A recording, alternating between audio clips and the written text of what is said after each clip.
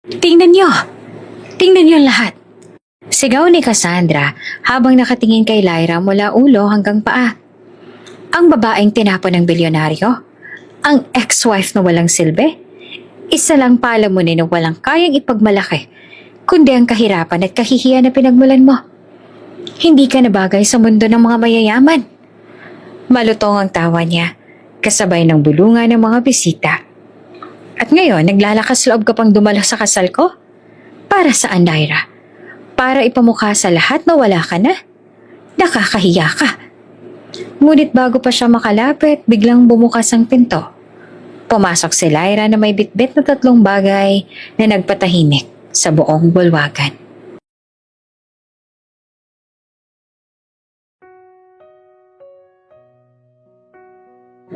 Sa loob ng pinakamalaking ballroom ng isang 5-star hotel sa Makati, halos mabingi mga bisita sa tunog ng violins na marahang tumutugtog ng klasikong musika. Kumikinang ang bawat chandelier habang ang ilaw ay nakatutok sa pulang carpet na inilatag mula sa pinto hanggang sa altar na parang entablado. Ang paligid ay binalutan ng mga mamahaling bulaklak, puti at pulang rosas, tulips na inangkat pa mula sa ibang bansa, at mga orkidyang kumikislap na para bang alahas. Napaka-perpekto. Bulong ng isang ginang na bisita habang kinukunan ng litrato ang paligid. Walang tatalo sa kasal na ito. Hindi nakakapagtaka. Bilyonaryo si Adrian Velasquez. Sa unahan nakaupo ang mga taong galing sa pinakamayayamang angkan. Mga politiko, negosyante, artista, lahat naroon.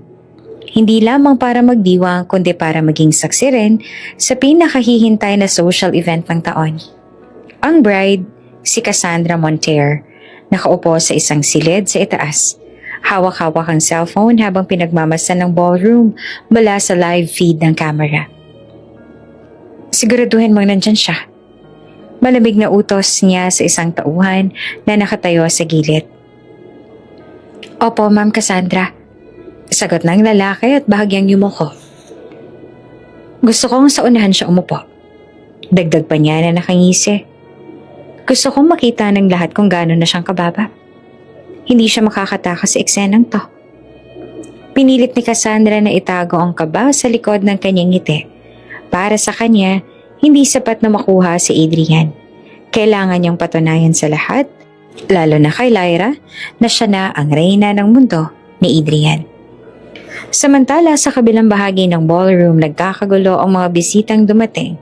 May ilang reporter na patagong nagpicture dahil bawal at may mga chismis na naglalabasan.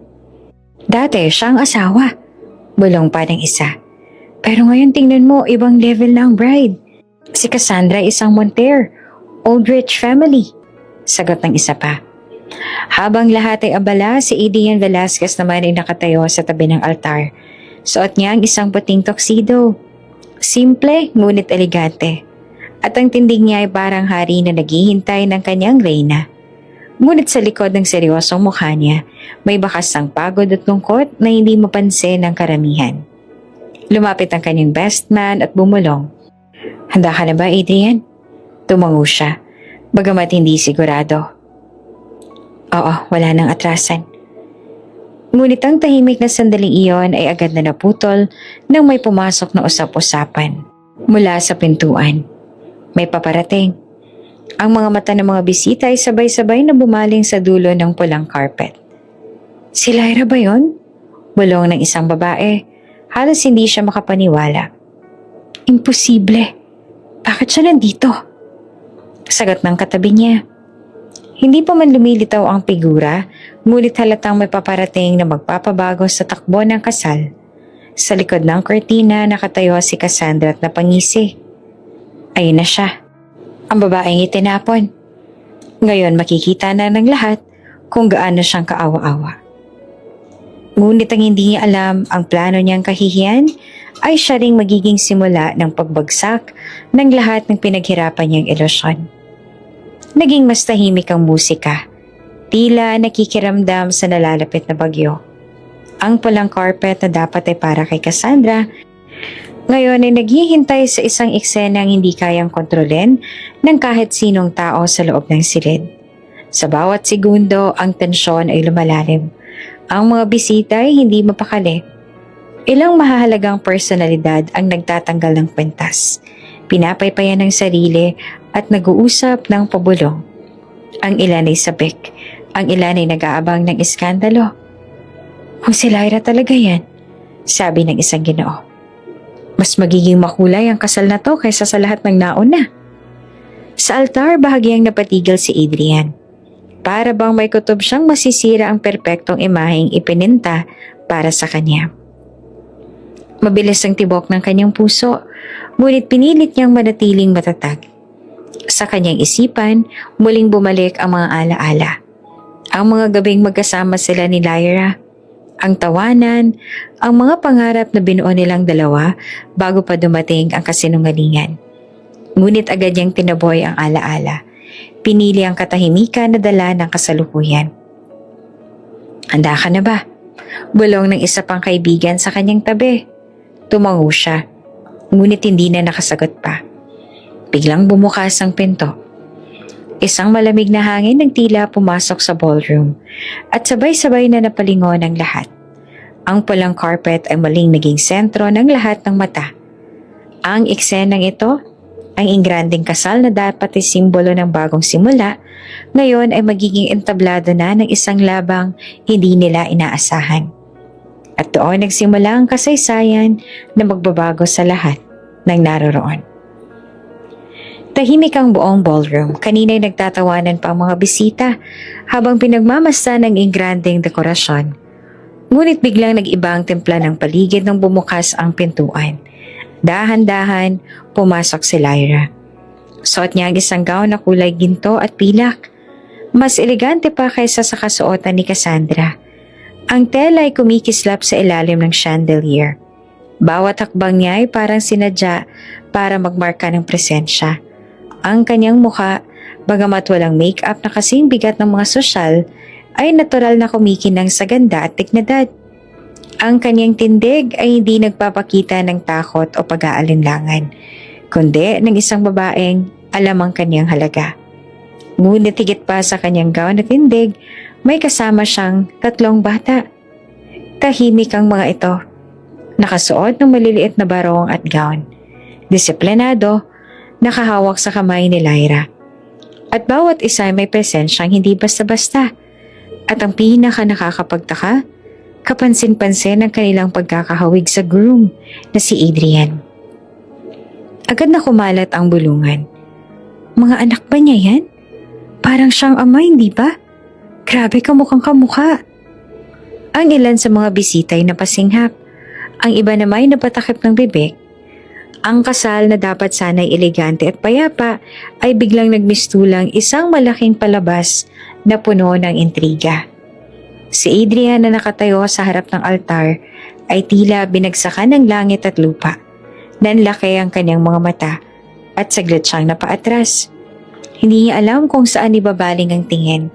Sa loob-loob niya, bumalik ang mga alaala. Mga sandaling kasama si Lyra, mga gabi ng lambingan, mga pangakong tinalikuran niya. Hindi. Mahina niyang bulong. Halos hindi marinig ng iba. Ngunit alam niya sa sarili, may hindi totoo sa lahat ng sinabi noon ni Cassandra. Samantala si Cassandra naman ay napangisi. Pilit na pinapakalma ang sarili. Ngunit halata sa kanyang mukha ang pamumutla at tensyon. Pinilit niyang ngumiti at magpakita ng kumpiyansa, pero hindi maikakailang ka ba? Mas desperada lang sila. Bulong niya sa sarili, sabay kapit sa brasa ni Adrian. Ngunit mabilis na iniwas ni Adrian ang kanyang kamay. Patuloy ang hakbang ni Lyra. Parang bumagal ang oras. Ang mga mata ng lahat ay nakatutok sa kanya. Walang ibang maririnig kundi ang tunog ng kanyang sapatos sa marmol na sahig. Hanggang sa dumating sila sa gitna ng bulwagan. At doon nangyari ang hindi inaasahan. Tumingala ang isa sa mga bata, isang batang lalaki, 5 taon ng edad. Diretso siyang tumingin kay Adrian at sa tinig na inosente ngunit malakas ay nagtanong ito. Daddy, bakit may ibang babae sa tabi mo? Parang pinutol ang lahat ng musika. Ang violinist ay natigilan. Ang choir ay hindi makakanta. At ang mga bisita ay napako sa kinatatayuan. Ang mga kamera ng ilang inimbitahan ay biglang nag-click. Tila alam na lang ito ang sandaling hindi dapat palampasin. Si Adrian naman natigilan. Napahawak siya sa kanyang dibdib. Ramdam ang matinding kabog ng puso. Tinitigan niya ang bata. At sa sandaling iyon, wala siyang ibang nakikita kundi ang sarili niya noong bata pa. Ang hugis ng mata, ang ngiti, pati ang tindig. Lahat ay salamin ng kanyang dugo. Agad niyang naalala ang sinabi ni Cassandra noon. Wala na si Lyra. Wala siyang anak. Ako lang makakapagbigay ng pamilya sa'yo. Ngayon, sa harap ng tatlong batang ito, malinaw na kasinungalingan ang lahat. Si Cassandra, halos mawalan ng kulay ang mukha. Pilit niyang binasag ang katahimikan. Hindi sila anak ni Adrian. Anak sila sa ibang lalaki. Sigaw niya sabay turo kay Lyra. Tingnan niyo, gumagawa lang siya ng eksena para sirain ang kasal namin. Ngunit walang nakinig. Mas lumakas ang bulungan ng mga bisita. Hindi maitatanggi, no? Kamukhang kamukha talaga. Bakit tinago? Anong klaseng skandalo to? Si Lyra ay tahimik lang. Ngunit ang mga mata ay nakatutok kay Adrian. Hindi niya kailangang magsalita. Ang mga bata mismo ang ebidensya. Lumapit ang pinakabatang babae sa triplets. Hawak pa niyang maliit na teddy bear at marahang sinabi. Halos pabulong pero narinig ng lahat. Daddy, akala namin hindi ka na darating. Sa puntong yon, parang bumaliktad ang mundo ni Adrian. Hindi na ito haka-haka. Hindi na ito ilusyon. Malinaw na siya ay niloko. Hindi ni Lyra, kundi ni Cassandra. Ramdam niyang bumibigat ang kanyang dibdib. Ang mga mata niya ay nagdilim, puno ng galit at pagsisisi. Tinitigan niya si Cassandra. At sa unang pagkakataon, malinaw niyang nakikita ang kasinungalingan sa likod ng kanyang ngiti. Cassandra, mahina ngunit mariing bulong ni Adrian. Nagsinungaling ka. Nanlaki ang mata ni Cassandra. Hindi Adrian. Huwag mong paniwalaan ang babae yan. Isa lang siyang palaboy. Desperada. Hindi mo sila anak. Ngunit walang naniwala. Kahit ang mga ninong at ninang na kanina'y nakangiti sa tabi ng groom at bride, ngayon ay nakatingin kay Cassandra na may halong galit at panghuhusga. Si Adrian, bagamat hindi pa kayang magsalita ng lahat, alam niya na ang totoo. Matagal bago sumiklab ang eksena sa kasal, may pinagmula ng lahat. Bago pa man dumating si Cassandra sa buhay nila, buo na ang tiwala ni Adrian kay Lyra. Kapag nakaupo silang dalawa sa hardin ng kanilang mansyon, madalas ay nakikita ng mga tauhan kung paano nagtatawanan sila. Nagpaplano ng future at nagbabalik tanaw sa simpleng pinagmula nila. Adrian? Bulong ni Lyra minsan habang nakahilig sa balikat nila. Kahit na hindi ka siguro bilyonaryo, pipiliin pa rin kita araw-araw. Ngumiti si Adrian noon at tinawakan ng kamay ng asawa. At ako, ikaw lang ang pangarap ko. Ngunit lahat ng ito ay unti-unting nabura nang dumating si Cassandra Monter. Sa simula, isa lamang siyang malapit na kaibigan ng pamilya. Madalas siyang kasama sa mga business gatherings. Palaging handang tumulong. Ang mga kilos niya ay maingat. Hindi agresibo, kundi parang natural lamang na concern. At doon siya nagsimulang magtanim ng lason. Isang gabi, matapos ang isang fundraising gala, nilapitan niya si Adrian na abala sa pag-aasikaso ng mga bisita. Adrian, sabi niya ng pabulong, napansin mo ba si Lyra kanina? Napakunot noon naman si Adrian. Bakit, may problema ba? Hindi naman, wala naman. Nakangiti si Cassandra, pero ang mga mata niya ay puno ng lihim. Pero parang ang lapit niya kay Dr. Marcos. Madalas silang mag-usap. Madalas din magkasama. Hindi ba ikaw dapat ang nasa tabi niya? At hindi ang ibang lalaki? Nagkibit balikat si Adrian. Magkaibigan lang sila. Si Marcos ay parang kapatid ko na. Bata pa lang kami, hindi kami mapaghiwalay. Ngumiti sa Cassandra, pero mahina. Parang may tinatago. Oo nga, pero minsan, kahit ang pinakamalapit na tao, nagkakamali. Sana mali lang ang kutob ko. Hindi pa man noon nadadala si Adrian, ngunit nagsimulang umusbong ang munting binhi ng duda sa kanyang puso. Ilang linggo ang lumipas, mas naging lantad ang mga kilos ni Cassandra. Lagi siyang nasa paligid kapag naroon si Lyra at Marcos. Sadyang pinipili niyang magkomento ng mga bagay na paulit-ulit niyang inuukit sa isipan ni Adrian. Adrian, nakita mo ba? Tanong niya minsan nasa opisina. Si Lyra nagpunta kay Marcos para magpa-check up daw. Pero bakit kailangan nilang magtagal ng ganong katagal?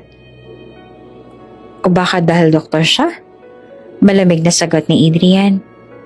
Doktor nga, pero hindi ba't masyado ng personal?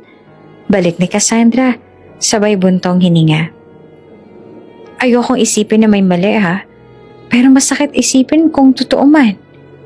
Sa bawat pagkakataon, parang isang tuldok ang dinudugtong ni Cassandra. Unti-unti nagiging larawan ng pagtataksil ang nabubuo sa isip ni Adrian. Kahit wala itong matibay na ebidensya. Isang gabi, dumating si Lyra sa mansyon na pagod at mukhang galing sa ospital. Hawak pa niya ang reseta na binigay ni Marcos para sa simpleng sipon. Ngunit na makita ito ni Adrian, biglang kumulo ang kanyang dugo. Bakit ka lagi nagpupunta kay Marcos? Mariing tanong niya. Nagulat si Lyra. Ano? Adrian, may sakit lang ako. Doktor siya. Natural lang. Natural ba na tumagal ka pa sa kanya kaysa sa akin? Putol ni Adrian. Malamig ang boses. Hindi naman makapaniwala si Lyra. Mahal, hindi naman ganon. Kaibigan mo siya. At wala akong iba nakikita kundi ikaw. Bakit bigla ka nalang nag-iisip ng ganyan? Ngunit sa isipan ni Adrian, boses ni Cassandra ang paulit-ulit na umaalingaw-ngaw. Hindi ba't nakakapagtaka? Hindi ba't parang may tinatago sila? At mula roon, nagsimula nang lumayo ang loob niya sa asawa. Si Cassandra naman sa bawat pagtatalo ng mag-asawa ay parang laging naroon upang mag-alok ng payong kaibigan. Pasensya ka na, Adrian. Ayoko lang masira ang pamilya ninyo. Pero bilang kaibigan, masakit na nakikita kitang niloloko. Kung paano niya sinabi, parang walang halong mali siya. Ngunit ang totoo, iyon ang mismong planong pinakananais niyang mangyari. Ang tuluyang mabasag ang tiwala ni Adrian kay Lyra. Lumipas ang mga buwan at lalong humirap ang sitwasyon. Kahit gaanong kaingat si Lyra sa bawat kilos, kahit anong paliwanag niya, tila hindi na ito naririnig ni Adrian. Ang bawat salita niya ay napapalitan ng bulong ni Cassandra. Hindi ako makapaniwala. Minsan ay sabi ni Lyra, luhaan habang nakaharap kay Adrian. Akong kasama mo mula simula. Ako ang nangarap kasama mo. At ngayon, dahil lang sa mga bulong, tinitingnan mo ako na parang estranghero. Ngunit hindi na siya pinakinggan. Minsan, ang pinakamasakit na katotohanan ay nasa harap na natin. Malamig na sagot ni Adrian. Inuulit ang mga salitang madalas banggitin ni Cassandra. Doon, tuluyang nadurog ang puso ni Lyra. At si Cassandra, sa likod ng lahat, nakatayo siya sa isang sulok. Nagtatago ng ngiti. Para siyang manunubok na matagumpay na nakapasok sa bitak ng isang matibay na pader. Unti-unti, lumapit na siya sa posisyon na matagal niya nang pinapangarap. Ang maging kapalit ni Lyra sa tabi ni Adrian. Si Adrian Velasquez ay hindi basta bilyonaryo na parang kabuti na lang na biglang umusbong. Ang dugo ng yaman ay dumadaloy na sa kanyang mga ugat mula pa sa kanyang ama, si Don Severino Velasquez, ang kilalang hari ng real estate sa buong bansa. Sa bawat sulok ng Maynila may nakatayong gusali, mall o subdivision na may pangalang Velasquez Holdings. Bata pa lamang si Adrian, nakikita niya na kung paanong pinapanday ng kanyang ama ang imperyo. Hindi natutulog ang negosyo at bawat desisyon ay parang laro ng chess na kailangang planuhin ng maingat. Ngunit hindi lahat ay madali. Bilang panganay na anak, malaking inaasahan kay Adrian. Habang ang ibang bata ay naglalaro ng mga kotse-kotsehan, siya ay kasama ng kanyang ama sa mga site visit. Sa halip na kwento ng duwende bago matulog, blueprint at kontrata ang binabasa niya. At sa murang edad, natutunan niyang ang yaman ay hindi lang basta pera. Ito ay kapangyarihan, respeto at responsibilidad. Lumaki siyang seryoso, bihirang ngumiti at laging abala. Pagdating sa kolehiyo, nag-aral siya ng business management sa Harvard, kung saan mas nahasa ang kanyang talino. Doon niya natutunan ang mga modernong paraan ng pamumuhunan, pati ang pakikipaglaro sa stock market at mga foreign investors. Nang makabalik siya sa Pilipinas, dala niya ang bagong ideya na nagsanhi ng mabilis na paglago ng kumpanya. Mula sa kamay ng kanyang ama, lumipat sa kanya ang bato ng pamumuno.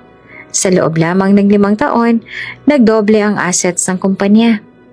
Ang mga lupang noon ay tigang at walang halaga, ginawang mga high-end subdivision at commercial hubs. Ang dating lumang gusali ay pinaganda at ginawang hotel na dinarayo na ng mga dayuhan. Sa lahat ng ito, nakilala si Adrian bilang ang batang Velasquez na hindi lang nagmana kundi nagdoble ng yaman. Pero sa likod ng tagumpay na ito, nagsimulang lumapit ang mga taong may interes. Sa bawat proyekto na kanyang binubuksan, may kasabay na taong gustong kumapit.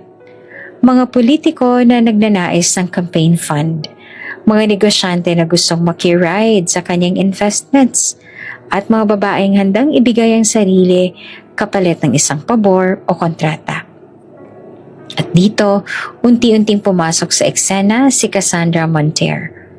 Si Cassandra ay hindi rin basta-bastang babae. Anak siya ng isang dating diplomat. May pinag-aralan at marunong makihalubilo sa lipunan. Sa unang pagkikita nila sa isang charity gala, agad niyang nakita kung paanong nakatayo si Adrian. Matikas, seryoso at halos hindi nagtatapon ng oras sa mga walang kwentang usapan. Mr. Velasquez, tama ba? Ako si Cassandra. Nakangiti niyang pagpapakalala, sabay abot ng kamay. Hindi sanay si Adrian sa mga babaeng diretso at puno ng tiwala sa sarili. Karamihan ng lumalapit sa kanya ay halatang may interes lamang sa kanyang yaman. Pero si Cassandra, iba ang diskarte. Hindi niya agad ipinakita ang motibo. Sa halip, ginamit niya ang kanyang talino at ganda para unti-unting pumasok sa mundo ni Adrian. Nagsimula siya sa pagiging kaibigan. Lagi siyang present sa mga business events. Laging may dalang opinyon tungkol sa stocks at real estate. At madalas nagbibigay ng papuri sa mga desisyon ni Adrian. Alam mo ba, minsan ay bulong niya habang magkasabay sila nakatayo sa isang balcony ng hotel opening. Ang tapang ng desisyon mag-i-develop ang lupa sa Cavite. Lahat sila nag-aalinlangan. Pero ikaw, may vision. At ngayon, lahat gusto nang sumakay sa tagumpay mo. Napangiti naman si Adrian. At iyon ang bihirang pagkakataon na nakita ng marami na hindi siya bato. Sa bawat araw na lumilipas, lalong tumatatak si Cassandra. Hindi siya basta maganda lang. Marunong siyang pumuri sa tamang oras. Marunong magbigay ng suhestyon na parang concerned lang. At higit sa lahat, marunong siyang magpakita ng lambing na sadyang kulang sa buhay ni Adrian. Hindi nagtagal, natutunan ni Adrian na pagkatiwalaan siya. Unti-unti, isinama niya si Cassandra sa ilang meetings, ipinakilala sa ilang business partners, at kalaunan maging sa piling ng kanyang ina na si Doña Esperanza. Ngunit dito nagsimula ang tensyon. Si Doña Esperanza, pagkamat magalang kay Cassandra, ay hindi lubusang kumbinsido. Kilala niya ang mga babaeng marunong magsuot ng maskara. Dahil bata pa lamang siya, nakita niya na kung paanong lumalapit ang mga ito sa kanyang yumaong asawa. Alam niya na kapag may halong interes ang pagmamahal, nagiging laso nito. Ngunit si Adrian, bulag sa mga senyales. Sa isip niya, si Cassandra ay isang partner, hindi lamang sa negosyo, kundi sa buhay. At dito, nagsimulang magkaroon ng posisyon si Cassandra hindi lamang sa puso ni Adrian, kundi pati sa mismong kumpanya. Isinama siya ni Adrian sa board bilang consultant. Kahit maraming kumukwestiyon, bakit siya? Hindi naman siya bahagi ng pamilya Velasquez. Bulong ng ilang directors. Ngunit dahil sa Adrian mismo ang nagpatibay ng desisyon, walang naglakas loob na kumontra. At doon na pinalalim ni Cassandra ang kanyang impluensya. Sa bawat proyekto, nandyan siya. Sa bawat charity event, nandyan siya. Malamig ang gabing yon nang umalis si Lyra sa mansyon ng mga Velasquez. Hindi siya lumisa na parang talunan. Umalis siya dala ang dangal, ang kanyang 3 anak at ang pangalan ng pamilyang matagal na rin kilala sa lipunan. Ang mga Monteverde, pamilya kung saan siya nagmula, ay may sariling negosyo sa fashion at real estate. Hindi kasing laki ng imperyo ng mga Velasquez, ngunit sapat para hindi siya kailanman magmukhang kawawa. Habang umaalis ang kanyang kotse sa village, lumingon siya sa rearview mirror. Doon niya nasilayan ng 3 batang natutulog, mahimbing at inosente. Walang kaalam-alam na sa gabing iyon, tuluyan na siyang nahiwalay sa kanilang ama. Mga anak, mahina niyang bulong. Hindi ko kayo dinala para ilayo sa pagmamahal, kundi para iligtas sa kasinungalingan. Balang araw, malalaman din ninyo ang totoo. Naalala niya ang huling gabi nila ni Adrian. Hindi ko na kaya mga kasinungalingan mo, Lyra. Galit na sigaw ni Adrian. Adrian, hindi ako nagsisinungaling. Luhaan niyang sagot. Ako ang asawa mo. Ako ang kasama mo mula simula. Bakit mas pinaniniwalaan mo ang iba kaysa sa akin? Lagi kang kasama ni Marcos. Anong akala mo? Bulag ako? Tumigil siya at nanginginig sa sakit. Kung yun ang pinaniniwalaan mo, wala na ako magagawa. Pero tandaan mo, sa puso ko, ikaw lang ang minahal ko. At doon na natuldukan ang kanilang pagsasama. Hindi siya nagtago sa isang maliit na apartment gaya ng inaakala ng marami. Sa halip, bumalik siya sa sariling penthouse sa Ortigas. Pag-aari iyon ng kanyang pamilya. Doon niya pinalaki ang mga bata. Sa isang tahanang may sariling seguridad at kaginhawaan. Mama, nasaan po si Daddy? Minsang tanong ng panganay niyang babae. Huminga siya ng malalim at ngumiti. Si Daddy abala sa trabaho, pero balang araw makikita niyo rin siya.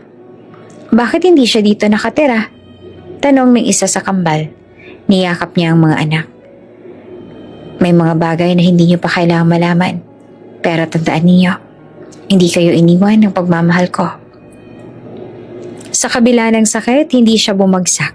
Sa halip, mas lalo siyang nagpunyagi.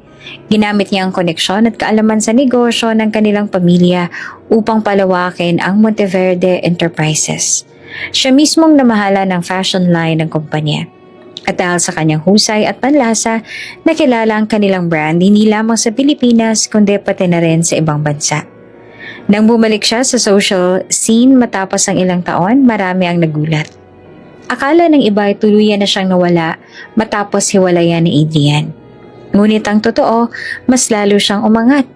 Kung dati nakikita lang siya bilang asawa ng isang Velasquez, ngayon siya mismo ang kinikilala bilang Lyra Monteverde. Isang independent na babae, matalino, elegante at matagumpay. Ngunit kahit gaano siyang kayaman, pinili niyang itago ang pinakamalaking kayamanan niya, ang 3 bata. Alam niyang kapag nalaman ni Cassandra na may mga tunay na tagapagmana si Adrian, gagamitin sila sa laban. Kaya't sa kabila ng kanyang tagumpay, inilihim niya ang kanilang pagkakakilanlan.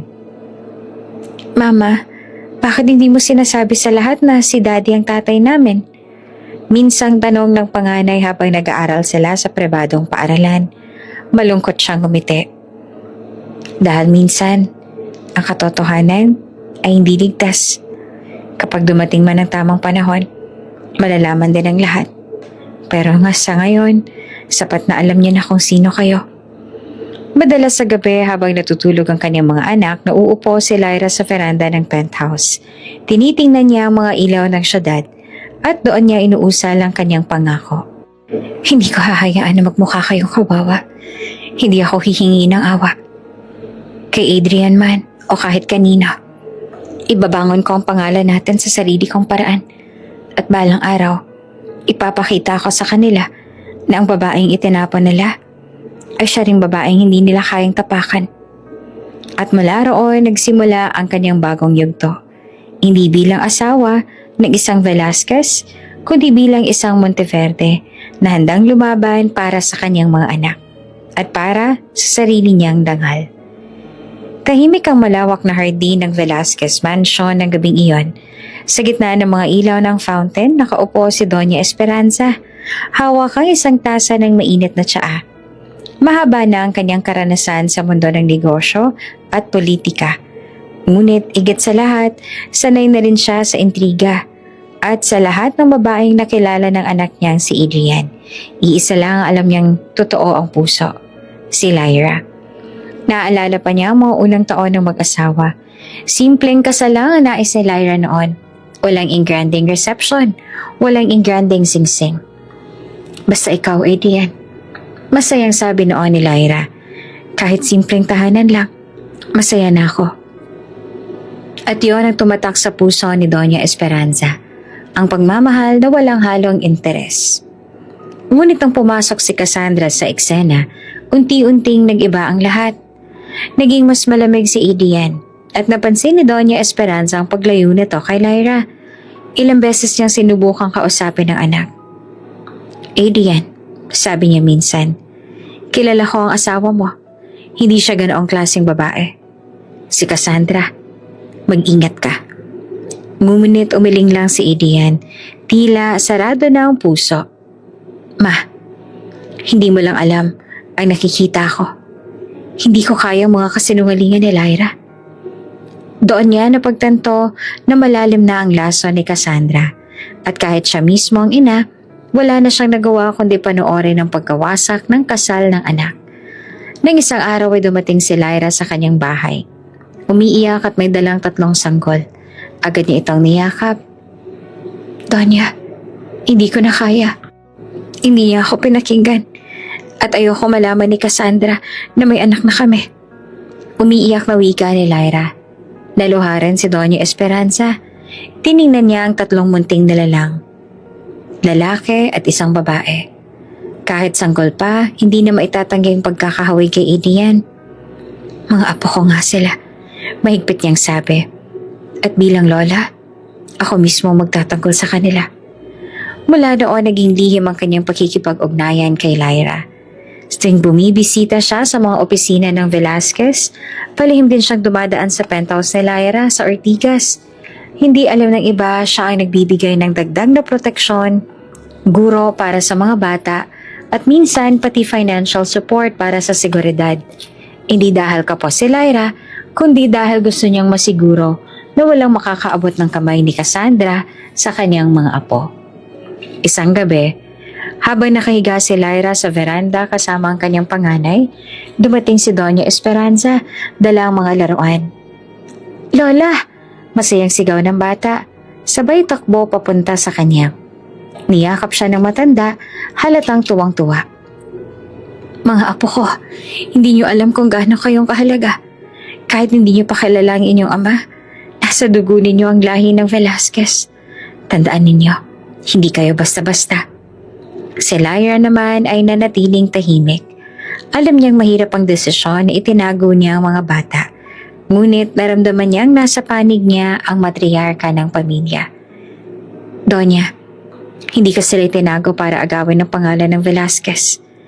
Itinago ko sila dahil ayoko maging laro sila sa mga kamay ni Cassandra.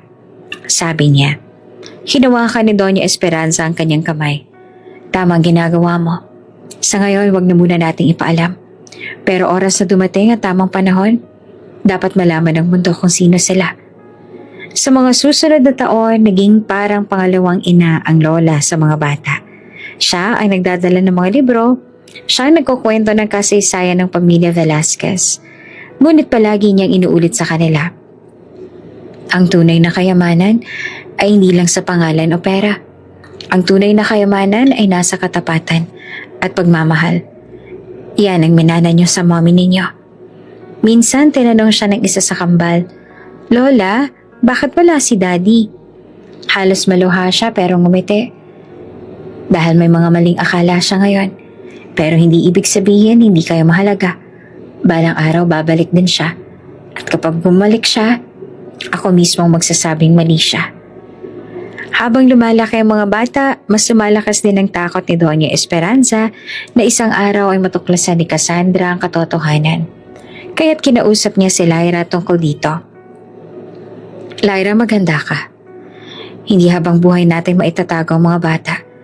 Lalo na't habang lumalaki sila, mas lumilinaw ang kanilang pagkakahawig kay Adrian." Tumango naman si Lyra, mahigpit ang boses. "Alam ko, pero hanggang kaya ko. Ipaglalaban kong malayo sila sa intriga." Sa puso ni Doña Esperanza may isang lihim na pangarap na balang araw makikita niyang magkasamang muli ang kanyang anak, si Lyra at ang kanyang mga apo, buo at ligtas. At sa araw na papalapit ang kasal ni Adrian at Cassandra, lalo siyang hindi mapakali. Alam niyang malapit nang mabunyag ang lahat. Nakikita niya sa mga mata ng kanyang anak ang pagod, ngunit hindi pa rin ito nakikita ang kasinungalingan.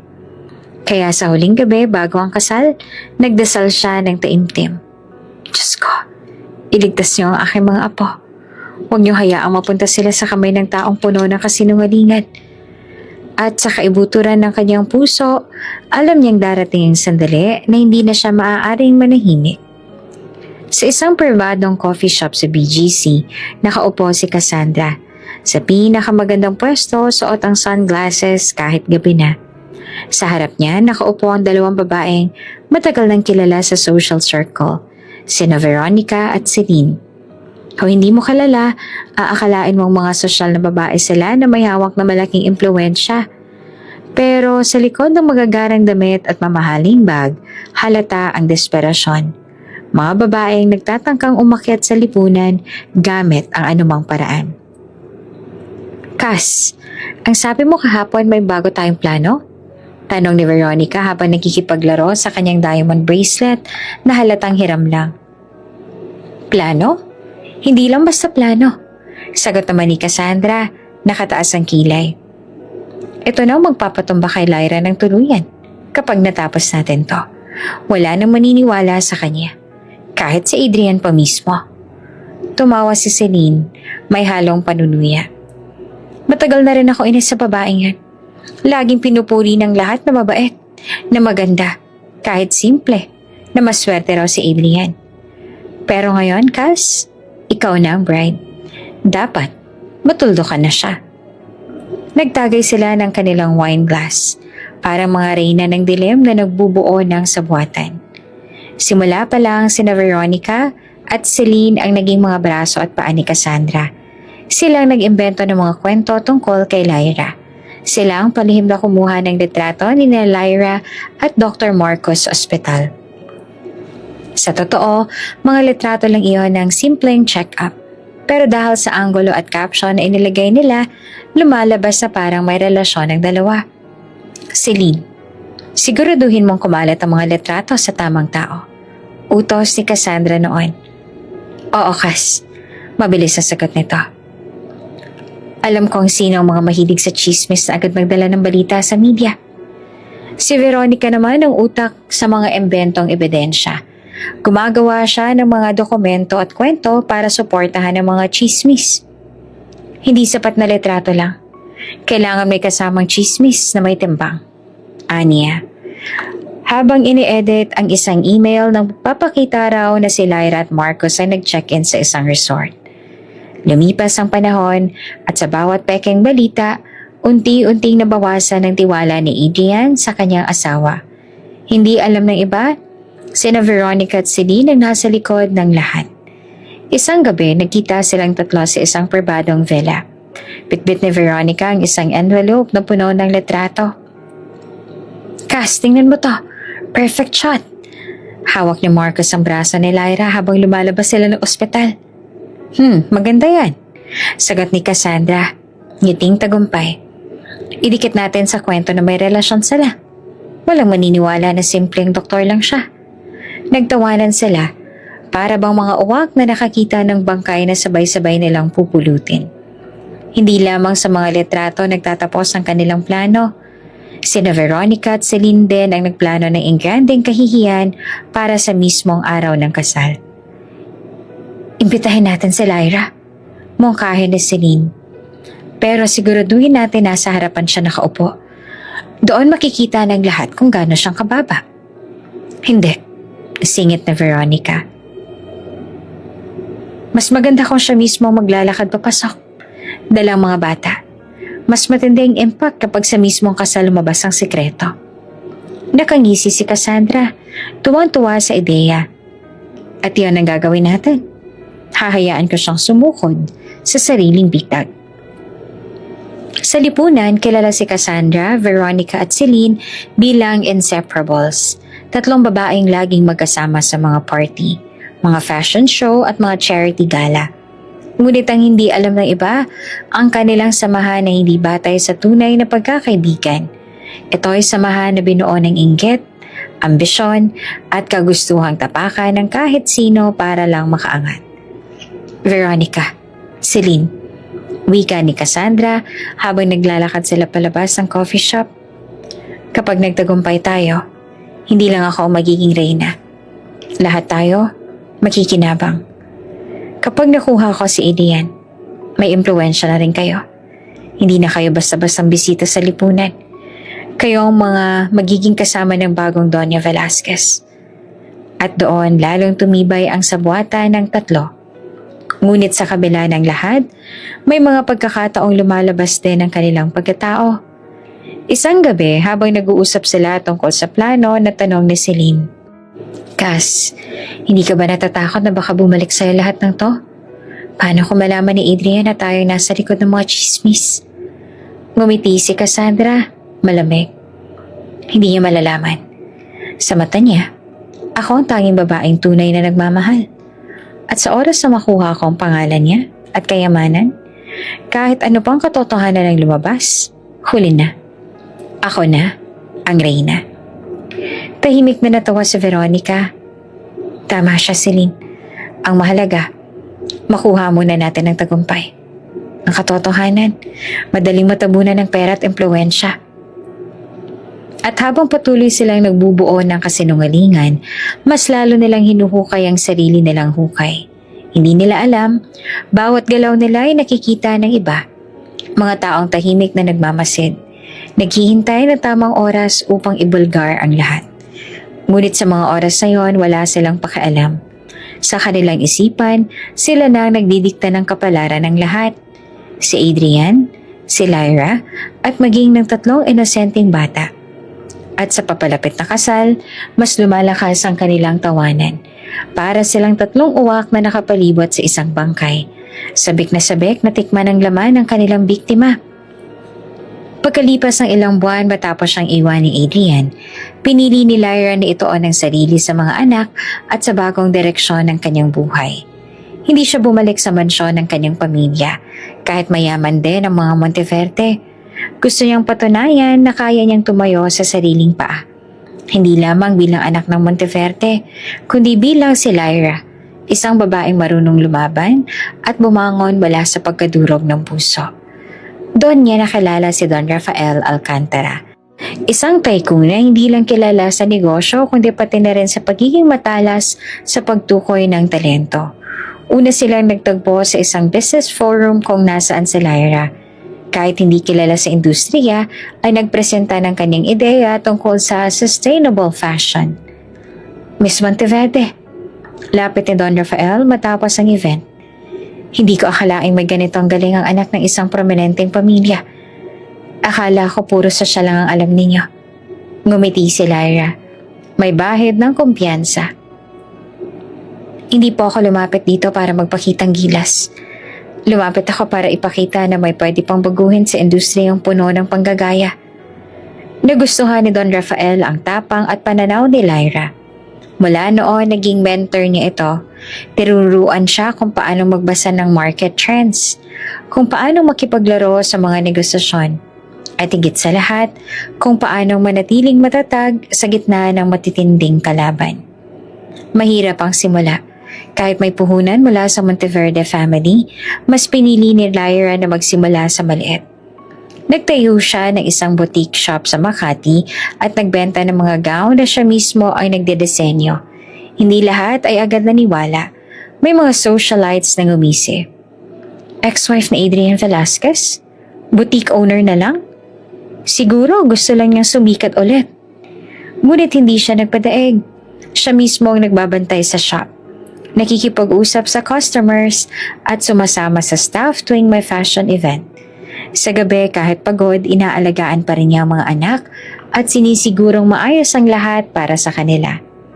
Isang beses, lumapit ang panganay niyang anak habang gumuguhit siya ng disenyo. "Mama, bakit hindi ka natutulog? Madilim na." Ngumiti siya at pinisil ang kamay ng anak. "Para sa inyo to. Gusto ko maipakita ako balang araw na kaya nating mabuhay ng masaya kahit wala ang daddy ninyo." Sa loob ng 3 taon, lumago ang negosyo.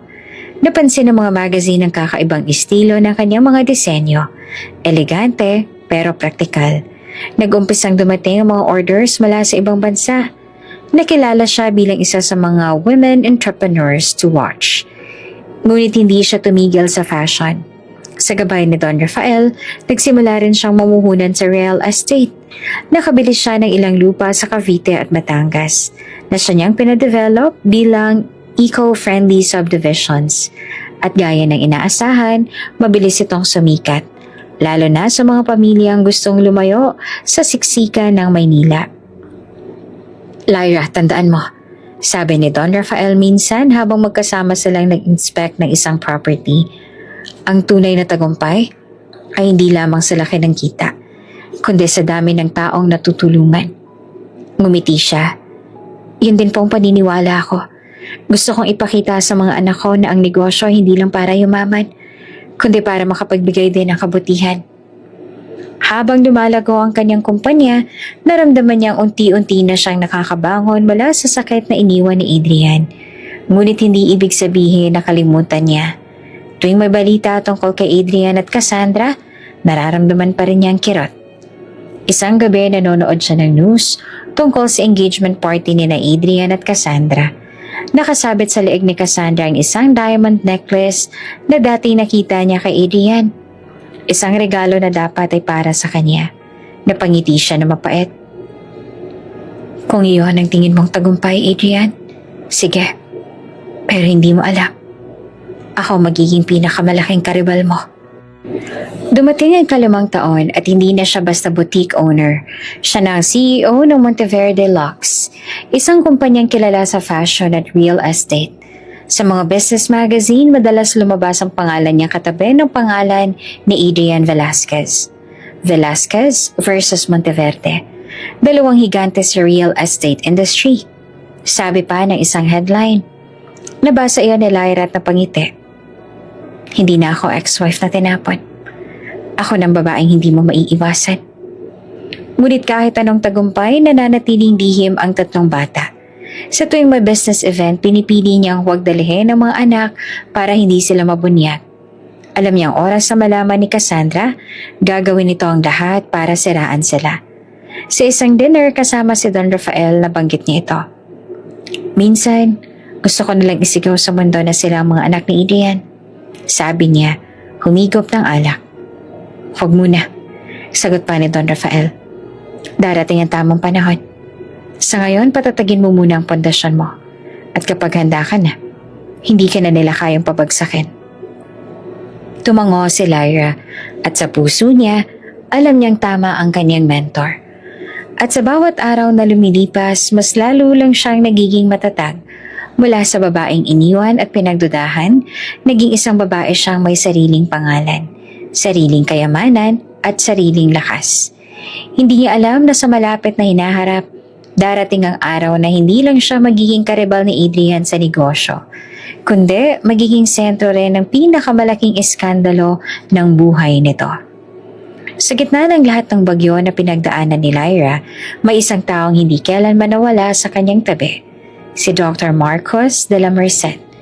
Si Marcos at Adrian ay matalik na magkaibigan mula pa pagkabata. Pareho silang lumaki sa isang exclusive school, magkasama sa basketball team, at sabay ring nangarap na makagawa ng pangalan sa kani-kanilang larangan. Ngunit habang pinili ni Adrian ang mundo ng negosyo, pinili naman ni Marcos ang medisina.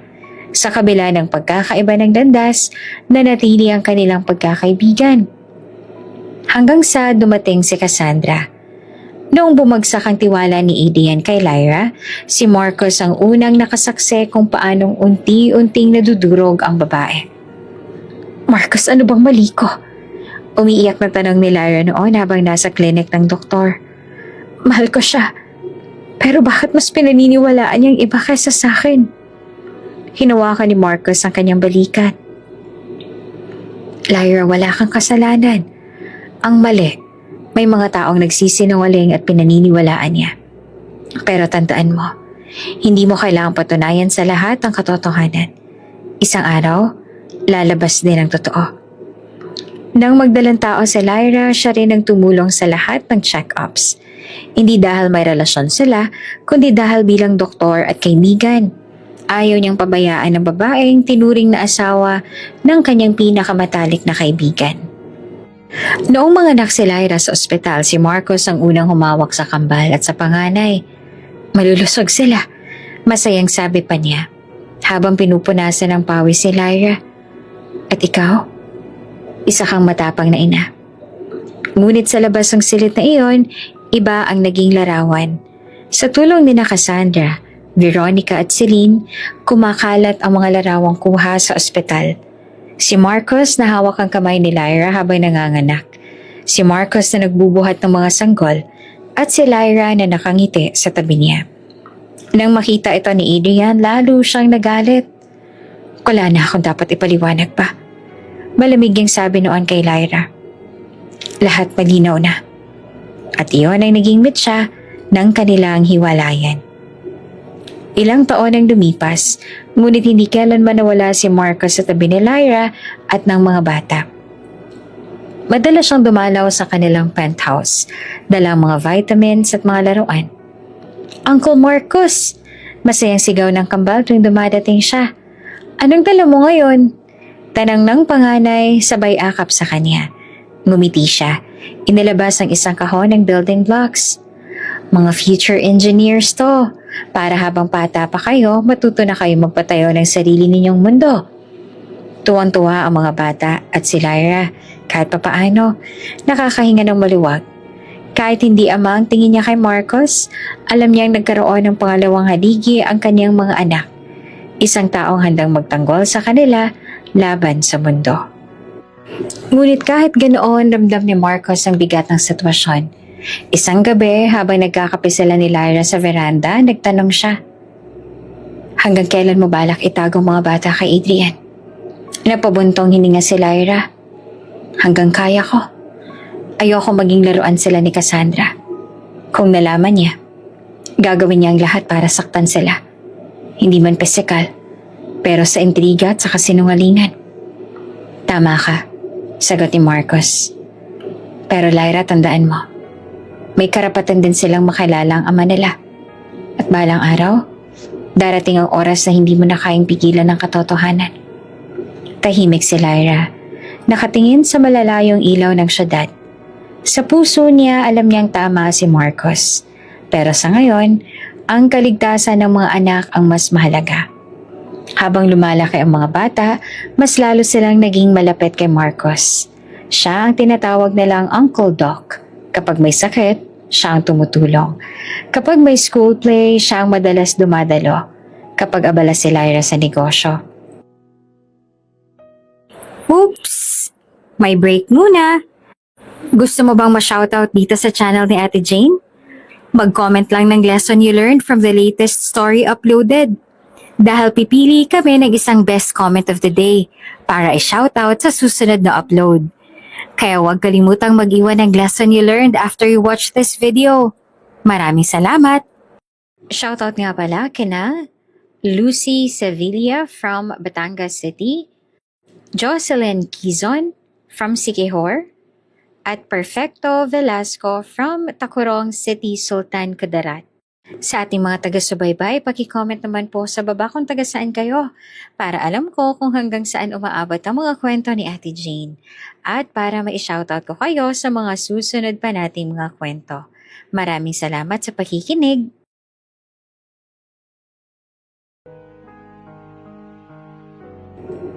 Isang beses, tinanong siya ng isa sa kambal, "Uncle Doc, ikaw ba ang daddy namin?" Napatigil si Marcos, hindi alam kung paanong sasagutin.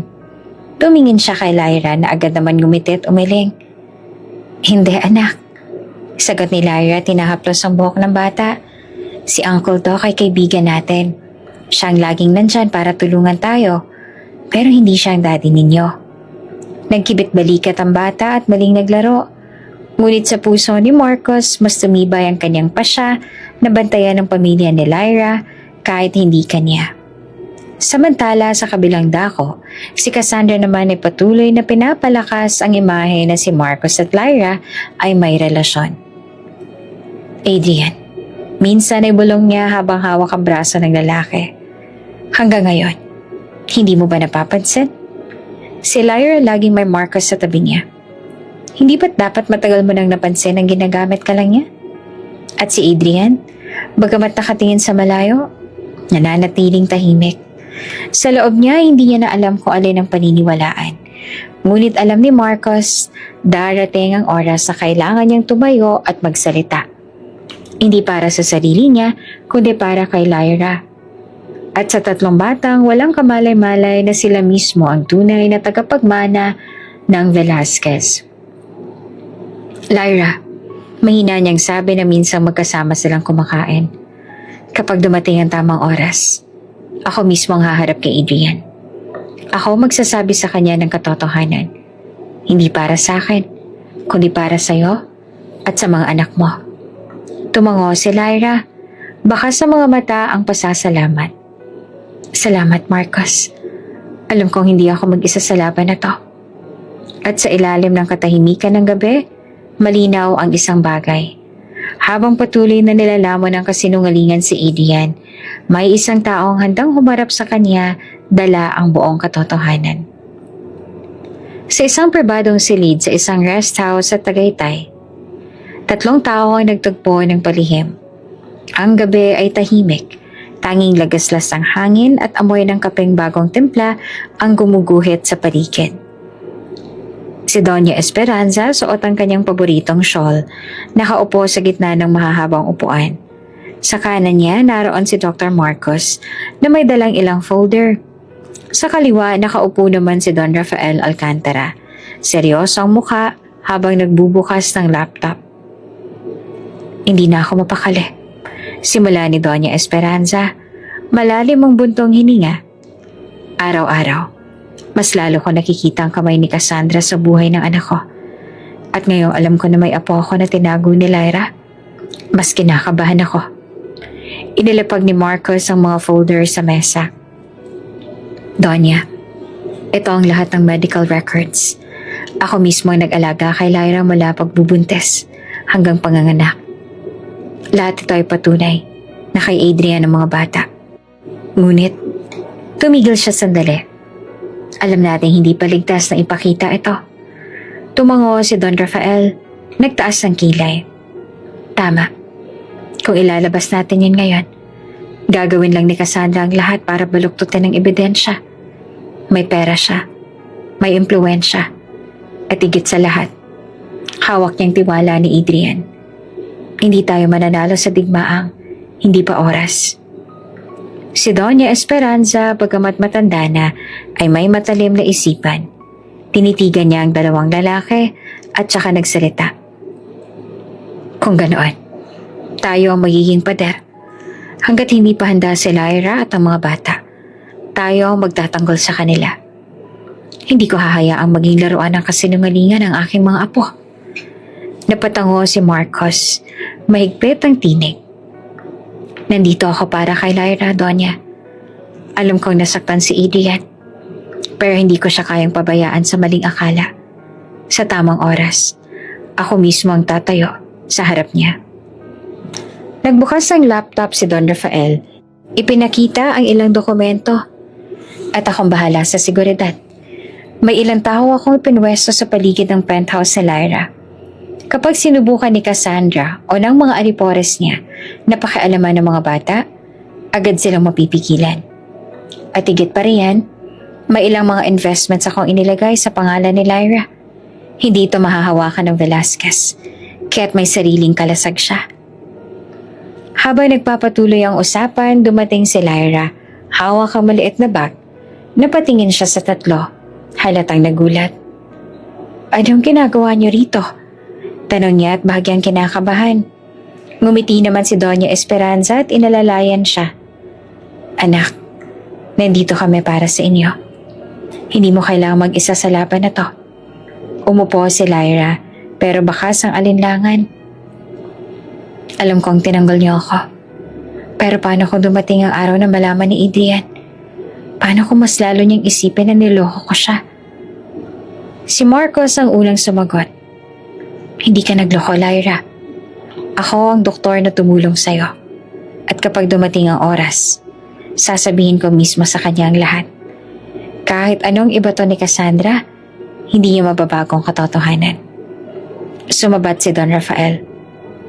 At kung sakali mang gamitin ni Cassandra ang media at impluwensya niya, kaya kong kontrahin. May sarili akong network.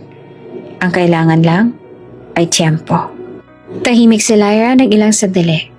Tinitigan ng tasa ng kape sa mesa. Pagkatapos, ngumiti siya kahit may bahid ng lungkot. Salamat. Hindi ko alam kung paano ko ito malalagpasan kung wala kayo. Ginawa ko lang ang alam kong tama. Ang ilayo ang mga bata sa intriga. Pero minsan, natatakot akong mali ba ang naging desisyon ko. Hinawakan ni Doña Esperanza ang kamay niya. Lyra, ikaw lang nagmahal kay Adrian bago siya yumaman. Ikaw lang may pusong hindi pera ang tinitingnan. At bilang ina, ginawa mo lang pinakamabuti para sa mga anak mo. Hindi iyan kailanman magiging mali. Nagpatuloy ang pagpupulong hanggang hating gabi. Naglatag sila ng plano. Si Marcos ang magiging tagapagtanggol sa aspeto ng medisina at ebidensya. Si Don Rafael ang magiging sandalan sa negosyo at seguridad. At si Doña Esperanza ang magiging tulay ng pamilya. Ang tanging koneksyon na hindi pa kayang tabasin ni Cassandra. Bago sila magiwahiwalay, nagtaas ng baso si Don Rafael. Para sa tatlong batang may dugong Velasquez, wika niya. At para sa isang inang marangal na lumaban ng mag-isa. Nagtagpo ang kanilang mga baso. Tanda ng isang kasunduang hindi basta matitibag. Ngunit sa labas ng rest house na iyon, may isang tao palang nakamasid mula sa malayo. Isa sa mga kasamahan ni Veronica. Tahimik na kumukuha ng litrato gamit ang cellphone habang abala si Lyra at ang kanyang mga kakampi sa loob. Palihim na ipinadala ng espiya ang mga larawan kay Cassandra. Cass, may sikreto silang tinatago. Mensahe ng tauhan. At sa kabilang linya, ngumisi si Cassandra. Perfect! Kapag dumating ang kasal, mas madali kong mapapabagsak si Lyra. Hintayin lang natin ang tamang oras. Habang bumabalik si Lyra sa kanyang mga anak kinagabihan, nakahawak siya sa kamay ng kambal at ng panganay. Tahimik silang nakatulog. Walang kaalam-alam sa bigat ng laban na hinaharap ng kanilang ina. Sa loob ng kanyang puso, nanatili ang iisang pangako. Hanggat kaya ko, hindi ko kayo pababayaan. At balang araw, makikita ninyo na ang mama ninyo ay hindi tumakbo, kundi lumaban. At sa kabilang dako sa mansyon ng Velasquez, si Cassandra ay abala sa pagpaplano. Hindi niya alam ang mismong pader na itinayo ni Lyra Marcos, Don Rafael at Doña Esperanza ay siya ring magiging dahilan ng pagbagsak ng kaniyang mga kasinungalingan. Nang pumasok si Lyra sa ballroom kasama ang 3 bata, parang huminto ang oras. Ang mga bisita na kanina'y abala sa pagpicture at pakikipag-usap ay sabay-sabay na natahimik. Ang tunog ng violin na bumabalot sa silid ay biglang natigil. Ang tanging mga yabag ng mga bata sa pulang carpet ang naririnig. Nakaupo si Adrian sa harap ng altar, hawak ang puting panyo. Ngunit nang makita ang 3 batang papalapit, nahulog ito sa sahig na para bang ang bigat ng mundo at ang bumagsak sa kanya. Napako ang tingin niya sa kanilang mga mata. Pareho ng hugis, parehong lalim, parehong ningning ng sa kanya. Hindi, imposible. Mahina niyang bulong. Halos pabulong lang na siya lang ang nakarinig. Ang bunsong babae sa triplet nakasuot ng cream dress na may laso sa bewang. Tumingin sa kanya ng diretsyo. Ang 2 kambal na lalaki parehong naka-blazer. Nakangiti ngunit may halong pagkalito. Habang lumalapit sila, mas lalong lumilinaw sa lahat ng bisita. Ang pagkakahawig nila kay Adrian ay hindi maikakaila. Mga anak yan ni Lyra. Sa ibang lalaki. Biglang sigaw ni Cassandra.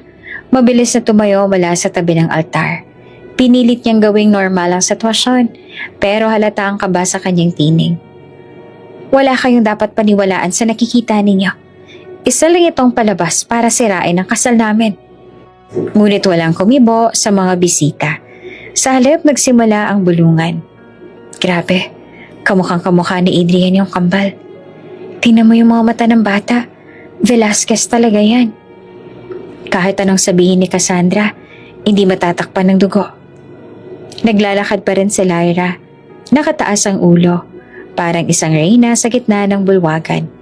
Huminto siya sa gitna ng aisle, tsaka marahang inilapit ang mga bata sa harap ng altar. Daddy, biglang sabi ng panganay, malinaw at malakas na narinig ng lahat. Bakit may ibang babae sa tabi mo? Parang bomba ang sumabog. Napasinghap ang mga bisita. May iba pang napakapit sa kanilang mga perlas at abaniko.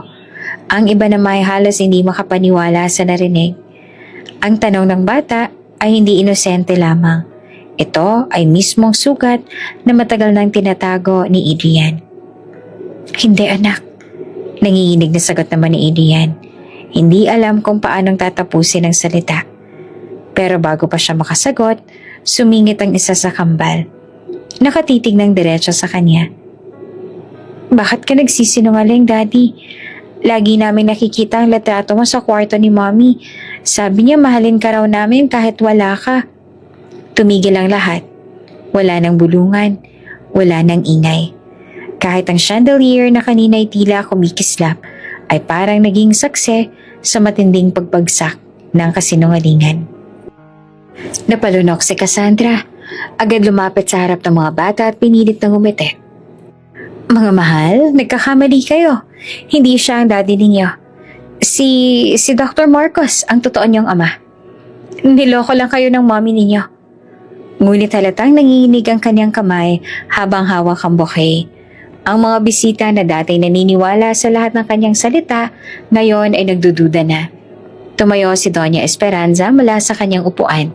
Seryosong nakatingin kay Cassandra. Huwag mong idadamay ang mga bata sa kasinungalingan mo, Cassandra. Si Adrian ay nanatiling nakaupo. Halos hindi makahinga. Nakita niya ang 3 bata. Ang mga mata, ang tindig, ang paraan ng pagngiti. Isa-isa, bumalik sa alaala niya ang mga pangarap nila ni Lyra noon. Gusto ko ng triplets, tapos isang babae ang bunso nila. Biro pa noon ni Lyra habang sila ay nasa tabing dagat. At gusto ko lahat ng anak ko, may ngiti na kagaya mo. Sagot niya naman noon, sabay yakap. At ngayon, nasa harap niya mismo ang pangarap na iyon. Hindi lang isang imahinasyon, kundi totoo at humihinga. Sa dulo ng silid may isang bisitang hindi nakatiis at sumigaw. Kung hindi anak ni Adrian ang mga batang yan, bakit sila kamukhang kamukha niya? Nagsimula ang bulungan ng suporta kay Lyra. May ilan na pumalakpak. Tila kinikilala ang tapang ng ginang na muling humarap sa mundo ng mayayaman, dala ang katotohanan. Samantala si Cassandra ay nagmamadaling umakyat muli sa altar. Hawak ang braso ni Adrian. Huwag kang papadala, Adrian. Hindi mo alam ang pinaplano niya. Sinisira niya lang ang kasal natin. Ngunit dahan-dahang inalis ni Adrian ang kanyang braso mula sa pagkakahawak ng babae. Nakatitig pa rin siya sa mga bata. Nangingilid ang luha. Tahimik na lumapit si Lyra, nakatayo sa harap ng altar. Hindi ko ito ginawa para sirain ang kasal ninyo, Adrian. Ginawa ko ito dahil ayoko manatiling biktima ng kasinungalingan. Ang mga batang ito, sila ang dugo mo at wala nang makakapagtago niyan. Ang tatlong bata sabay-sabay na lumapit sa kanya at hinawakan ng laylayan ng kanyang gown. Parang nagsasabi na sila mismo ang saksi sa katotohanan. At sa oras na yon, ang kasal na inaasahang magiging engrandeng selebrasyon ay naging isang korte. Isang entablado ng katotohanan kung saan ang mga kasinungalingan ay unti-unting bumabagsak. Si Adrian nanginginig ang boses, nagsimulang magsalita. Kung totoo man, bakit hindi mo sinabi sa akin, Lyra? Bakit mo tinago? Ngunit bago pa makasagot si Lyra ay muling sumingit si Cassandra. Hindi siya nagsabi dahil nga may tinatago siya. Sinabi ko na diba anak yan ni Marcos, hindi mo ba nakikita? Pinaglalaruan ka lang niya. Ngunit walang nakikinig kay Cassandra. Ang lahat ng mata ay nakatingin pa rin kay Adrian. At sa tatlong bata, naghihintay ng susunod na kilos. At sa bawat tibok ng puso ni Adrian, mas lalo niyang nararamdaman ang katotohanan. Ang kasal na ito ay hindi simula ng bagong tagumpay, kundi pagbubunyag ng lihim na matagal nang nakatago sa kanyang sariling dugo. Mga desperadong palabas lang yan, sigaw ni Cassandra. Halos mabasag ang boses sa galit. Lumapit siya kay Lyra na nasa gitna ng ballroom kasama ang mga bata. Isa kang makapal na babae, Lyra. Sinira mo ng pangalan ng asawa ko noon. At ngayon, may gana ka pang sumulpot dito para sirain ang kasal ko. Umalingaw-ngaw ang boses niya sa buong bulwagan. Ang mga bisitang dati tahimik na nanonood lang, ngayon ay nakakunot na at nagbubulungan. Sinira? Mariing ulit na Lyra, pinipigilan ng panginginig ng tinik. Cassandra, hindi ko kailanman sinira si Adrian. Ikaw ang gumawa noon. Ikaw ang sumira sa amin. Pero hindi siya pinakinggan ni Cassandra. Sa halip tumingin siya kay Adrian. Hawak ang braso nito na parang pilit pang kinukulong. Tandaan mo, Adrian. Madiin niyang wika. Siya ang babaeng niloko ka. Siya ang dahilan kung bakit nasaktan ka noon. Siya at ang doktor mong kaibigan. Napatitig si Adrian kay Lyra. Bakas ang pag-aalinlangan sa kanyang mga mata. Hindi pa rin siya ganap na kumbensido. Ang mga taon ng kasinungalingan ay matibay na bakod na mahirap po sa akin sa isang iglap. Ngunit bago pa makasagot si Lyra, biglang tumayo si Dr. Marcos mula sa likod. Hindi niya na napigilan ang sarili. Hindi na ako makakapayag na patuloy kang magsinungaling, Cassandra. Malakas at buo ang tinig niya. Napalingon ang lahat. Si Marcos, nakasuot ng itim na suit, naglakad papunta sa gitna ng aisle.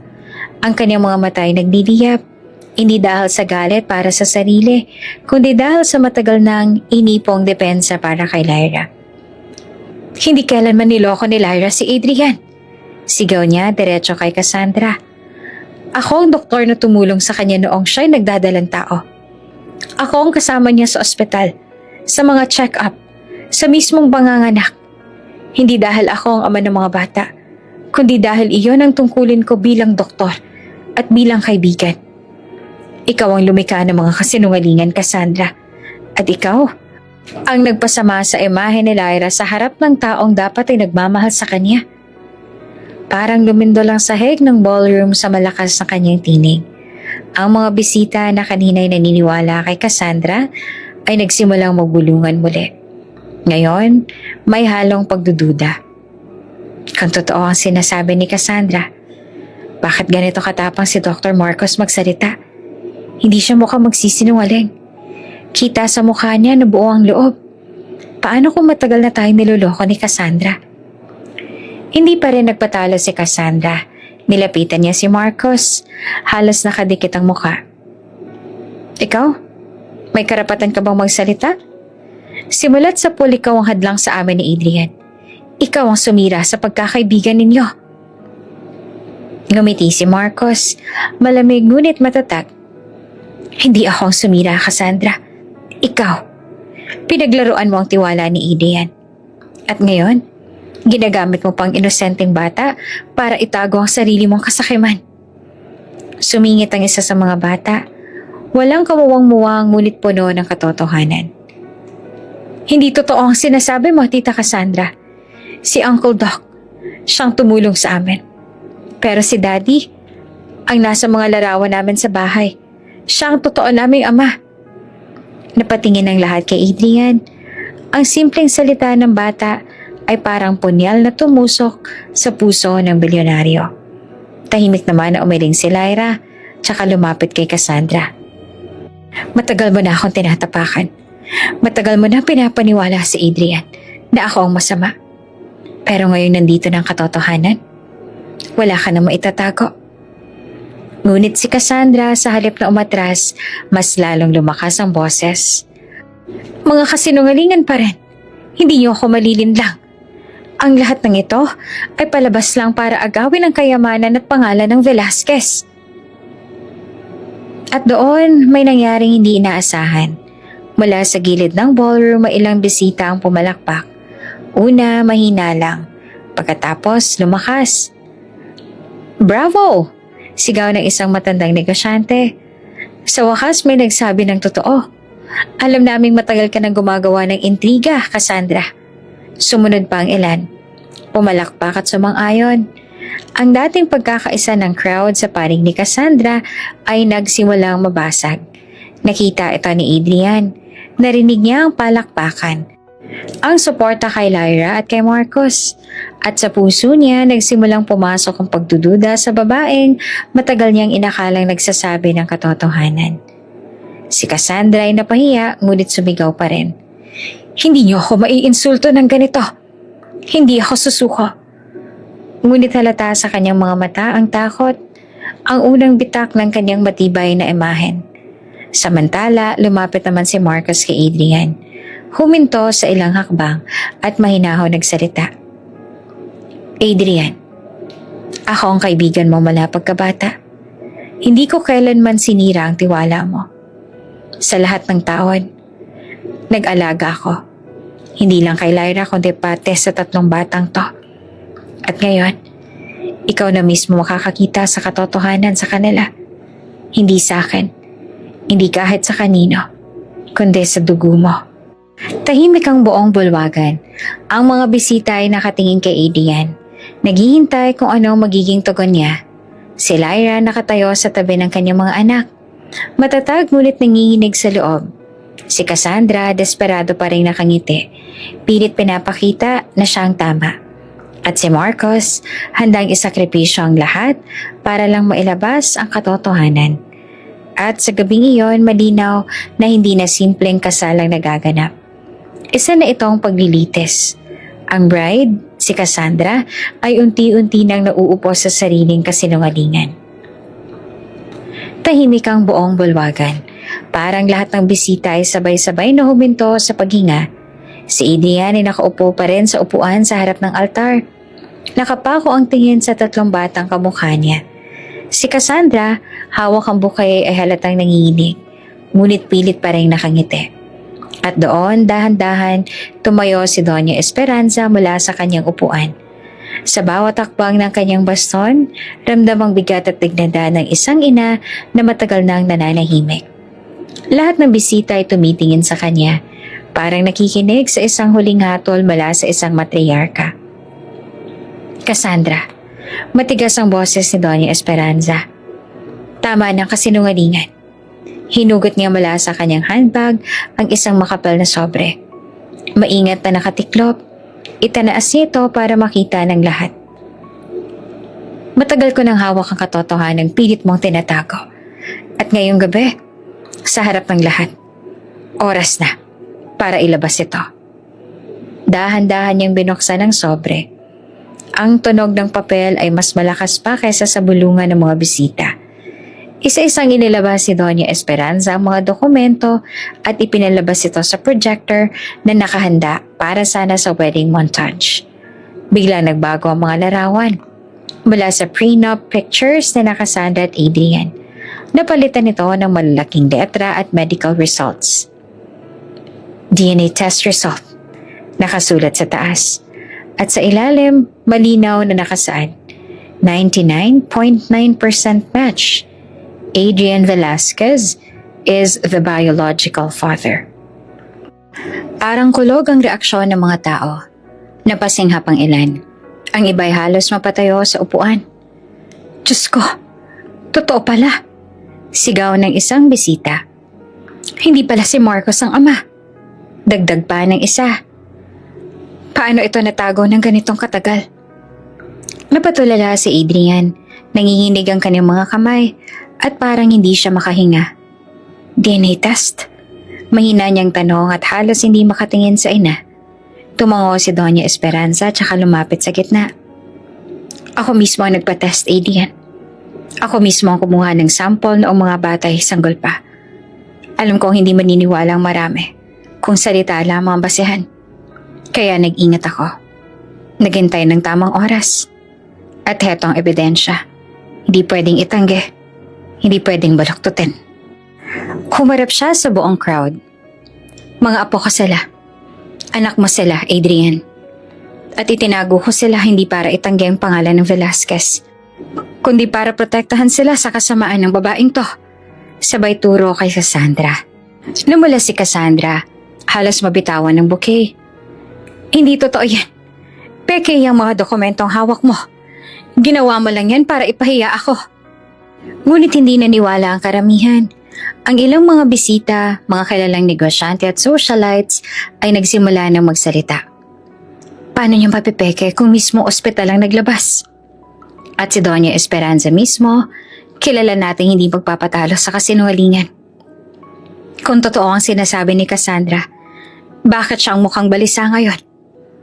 Ang bawat salita ay parang martilyo na bumabasag sa imaheng matagal nang pinoprotektahan ni Cassandra.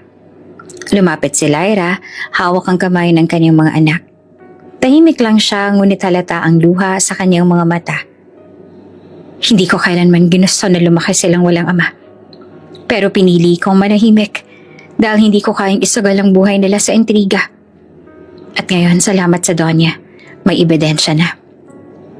Hindi mo kami kayang tapakan. Cassandra, ang mga bata, tahimik lang na nakatingin kay Adrian, para bang naghihintay ng sagot. Si Adrian nanginginig, tumayo mula sa upuan. Ang kanyang mga mata ay puno ng luha habang tinitigan ang mga dokumento at ang mga batang nasa harap niya. Parang unti-unting gumuho ang lahat ng pinaniniwalaan niya sa nakalipas na mga taon. Matagal ko kayong hindi nakilala. Bulong niya, halos hindi marinig. At ako mismo, ang nagkulang. Ngunit bago pa siya makalapit, muling sumigaw si Cassandra. Hindi. Lahat ng ito ay palabas lang, Adrian. Huwag kang maniwala sa kanila. Kung talagang mga anak mo yan, bakit itinago sila ni Lyra? Bakit hindi niya sinabi noon pa? Nilingon siya ni Doña Esperanza, mariin ang boses. Itinago niya dahil alam niyang gagamitin mo ang mga bata. Tingnan mo ngayon. Kahit harap-harapan ng katotohanan, pilit ka pa rin kumakapit sa kasinungalingan, Cassandra.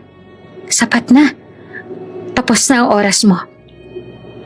Tumayo rin si Dr. Marcos, pumagitna sa kanila. Adrian, matagal na ako nanahimik para igalang ang pasya ni Lyra at ng iyong ina.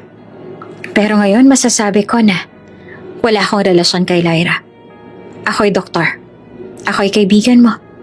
At ang mga batang to, ikaw ang ama nila, hindi ako. Muli nagpalakpakan ng ilan sa mga bisita. Mas malakas na ngayon kaysa sa unang beses. Ang ballroom ay nagsimulang mistulang korte at si Cassandra sa halip na bride na kinagigiliwan ay tila isang akusadong walang takas. Hindi pwede. Sigaw niya ngunit walang nakikinig. Ang mga mata ng crowd ay nakatutok na kay Lyra, kay Adrian at sa tatlong batang unti-unting nagiging sentro ng lahat. Si Adrian ay halos bumagsak sa tuhod. Nilingon niya ang kanyang ina. Ma, bakit ngayon mo lang sinabi? Lumapit si Doña Esperanza at hinaplos ang pisngi niya. Dahil hindi ka handa noon, anak. At dahil sa lason ng kasinungalingan, alam kong hindi ka makikinig. Pero ngayon nakita mo ng ebidensya, wala nang makakapagtanggi. Ang tanong na lang, handa ka na bang tanggapin sila? Tumulo ang luha ni Adrian habang nakatingin sa kanyang mga anak. Sa loob ng maraming taon, pinaniwala siyang niloko siya ng babaeng pinakamamahal niya. Pero ngayon, nasa harap niya na ang tatlong batang malinaw na bunga ng kanilang pag-ibig. At sa isang iglap, nagbagong ihip ng hangin sa buong kasal. Ang mga bisita na kanina'y sabik sa selebrasyon ay ngayon saksi sa pagbagsak ng kasinungalingan at pagbubunyag ng katotohanan. Si Cassandra, tulala, habang si Lyra at ang kanyang mga anak ay nakatayo na parang simbolo ng katotohanang matagal nang tinatago. Ang ballroom ay nananatiling tila estatwa sa katahimikan. Hawak ni Adrian ang gilid ng mesa sa altar. Nanginginig ang kamay habang nakatitig kay Lyra at sa tatlong bata. Kita sa kanyang mga mata ang gulat, pero mas nangingibabaw ang alinlangan. Tatlong anak? Bulong niya na halos hindi marinig.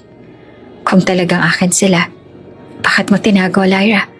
Bakit hindi mo sinabi sa akin noon? Namilog ang mga mata ng mga bisita, sabay-sabay na napatingin kay Lyra. Ang tanong ni Adrian ay parang martilyong bumagsak. Lumapit si Cassandra, maingat, ngunit mabilis na kinapitan ng balikat ng groom. Nakikita mo, Adrian? Kung talagang mahal ka niya, bakit niya nilayo sa'yo ang mga batang yan? Dahil may tinatago siya. Napalunok si Lyra. Nangilid ang luha ngunit matatag ang tinig. Hindi kita nilayo dahil may kasalanan ako. Nilayo ko sila dahil hindi mo na ako pinakikinggan. Sa bawat salita ko noon, bingi ka dahil pinili mong paniwalaan si Cassandra. Paano kita mapapaniwala noon nung buntis ako kung kahit mata ko hindi mo na kayang tignan? Napayuko si Adrian, hawak ang sentido. Sa kanyang isip, bumabalik ang mga gabi ng pagtatalo, ang mga paratang na ibinulong sa kanya ni Cassandra. At ngayon, ang bawat alaala ay sumasalungat sa tanong ng kanyang puso. Ang mga bata, tahimik ngunit nakatitig sa kanya, para bang sinasabing, kami ang sagot. Pero si Adrian, sugatan ng nakaraan, nanatiling alipin ng pagdududa. Kung hindi kayo kumbinsido, sigaw ni Cassandra, sabay taas ang kanyang tablet sa harap ng lahat. Narito ang ebidensya. Kumislap ang screen. Sa ilang segundo, lumitaw ang mga litrato ni Lyra at Dr. Marcos. Magkasama sa ospital. Nagbubulungan, tila may tinatago. Sa isang larawan, hawak ni Marcos ang balikat ni Lyra, habang hawak nito ang isang sanggol. Sa iba pa ay nakangiti silang magkatabi na parang isang pamilya. Kasabay ng mga iyon, ipinakita rin ang mga dokumentong may perma at tatak. Ito ang kasunduan, dagdag pa ni Cassandra. Patunay na ikinasal si Lyra sa ibang bansa. Kaya't malinaw na ang tatlong batang yan, hindi yan kay Adrian. Mga anak lang sila ng iba. Nag-ingay ang buong ballroom. Ay! Sigaw ng isang ninang. May testamento pala. Kung totoo to, niloloko nga tayo ni Lyra. Bulong ng isa pang bisita. Paano naging ex-wife kung kasal na pala siya sa iba? Dagdag pa ng isa. Ang mga mata ng lahat ay mabilis na lumipat mula kay Cassandra patungo kay Lyra. Ang ilan ay nakakunot ang noo. Ang iba na may halatang nadadala ng mga dokumentong nasa screen. Si Adrian na tulala, nakaupo siya sa gilid ng altar. Hawak ang kanyang noo, pawisan ng mga palat. Hindi niya alam kung saan tatayo. Sa loob ng ilang minuto, para siyang nasa isang bangungot na paulit-ulit na binubulong na baka nga totoo ang lahat. Lyra, mahina niyang sabi, Halos hindi niya makontrol ang kanyang boses. Paano ka paniniwalaan ang mga sinasabi mo kung puro lihim ang ginawa mo? Nanginginig ang boses ni Adrian. Ang kanyang mga mata ay puno ng pagdududa. Kahit ilang beses siyang tinapik ni Doña Esperanza sa balikat para kumalma, hindi niya magawang tanggalin ang mga larawan at dokumentong nakikita ng lahat. Ngunit bago pa makasagot si Lyra, biglang sumabat si Dr. Marcos. Tumayo siya mula sa kanyang kinauupuan. Kita ang galit sa kanyang mukha. Kasama ako sa mga litratong yan. Dahil ako ang doktor. Madiin niyang sigaw. Ako ang tumulong kay Lyra noong mga anak siya. Ginamit lang nila ako para sirain siya, Adrian. Alam mo, hindi ako kailanman tatalikod sa'yo. Hindi kita ipagkakanulo. Ngunit imbes na kumalma ang crowd, mas lalong lumakas ang bulungan. Doktor? Bakit parang masyadong malapit sila? Kung totoo yan, bakit parang mag-asawa sila sa litrato? Hindi mo rin masisisi si Adrian kung magdududa siya. Si Cassandra ay nakangisi, parang isang reyna na nagwagi. Lumapit siya kay Adrian, hawak ang tablet na may mga larawan. Kita mo na, mahal ko. Lahat ng sinabi ko mula noon ay totoo. Niloloko ka ni Lyra. Pati ang doktor na kaibigan mo, kasabwat niya. Napayuko si Adrian. Ang kanyang dibdib ay tila pinipiga. Sa loob-loob niya, naroon ang ingay ng dalawang boses. Ang isa'y sumisigaw na maniwala sa nakikita at ang isa na may bumubulong ng alaala ng pagmamahal nila ni Lyra noon. Ngunit malinaw, mas malakas ang ebidensya kesa sa salita. Si Lyra nanginginig ngunit matatag, dahan-dahang lumapit. Adrian, pakinggan mo ko. Hindi lahat ng nakikita mo ay totoo. Hindi lahat ng papel ay tama. Hindi mo ba ako kilala? Sa lahat ng taon na magkasama tayo, kailan ba ako nagsinungaling sa'yo? Napapikit si Adrian, ngunit hindi siya agad sumagot. Biglang may sumingit na isa sa mga bata. Lumapit siya kay Adrian, hawak-hawak ang maliit na locket. Pinuksan niya ito at pinakita sa ama. Daddy, si Mommy lang ang kasama namin. Wala kaming ibang kilalang lalaki. Bakit po ba ayaw mong paniwalaan si Mommy? Tumahimik ang lahat, ngunit mabilis na sumingit si Cassandra. Nakakunot ang noo. Mga scripted na salita. Bata lang sila. Madaling turuan. Hindi ba't pwedeng turuan lang sila ni Lyra para magmukhang inosente? Nagulat ang crowd sa kanyang sagot, pero halata rin na may ilan pa rin naniniwala sa kanya. Si Dr. Marcos hindi na nakapagpigil. Cassandra, hanggang saan ba ang kaya mong gawing kasinungalingan? Letrato? Dokumento? Lahat ng yan peke. Kung talagang may kasal si Lyra sa ibang bansa, bakit walang record sa DFA? Bakit ngayon mo lang yan nilabas? Dahil ayokong sirain ang araw na to, sagot ni Cassandra. Kunwaring naiiyak, pero pinilit akong ilabas dahil lumapit si Lyra at dala niya ang mga batang to. Kung hindi ko ipagtatanggol ang sarili ko, lahat tayo mapapahiya.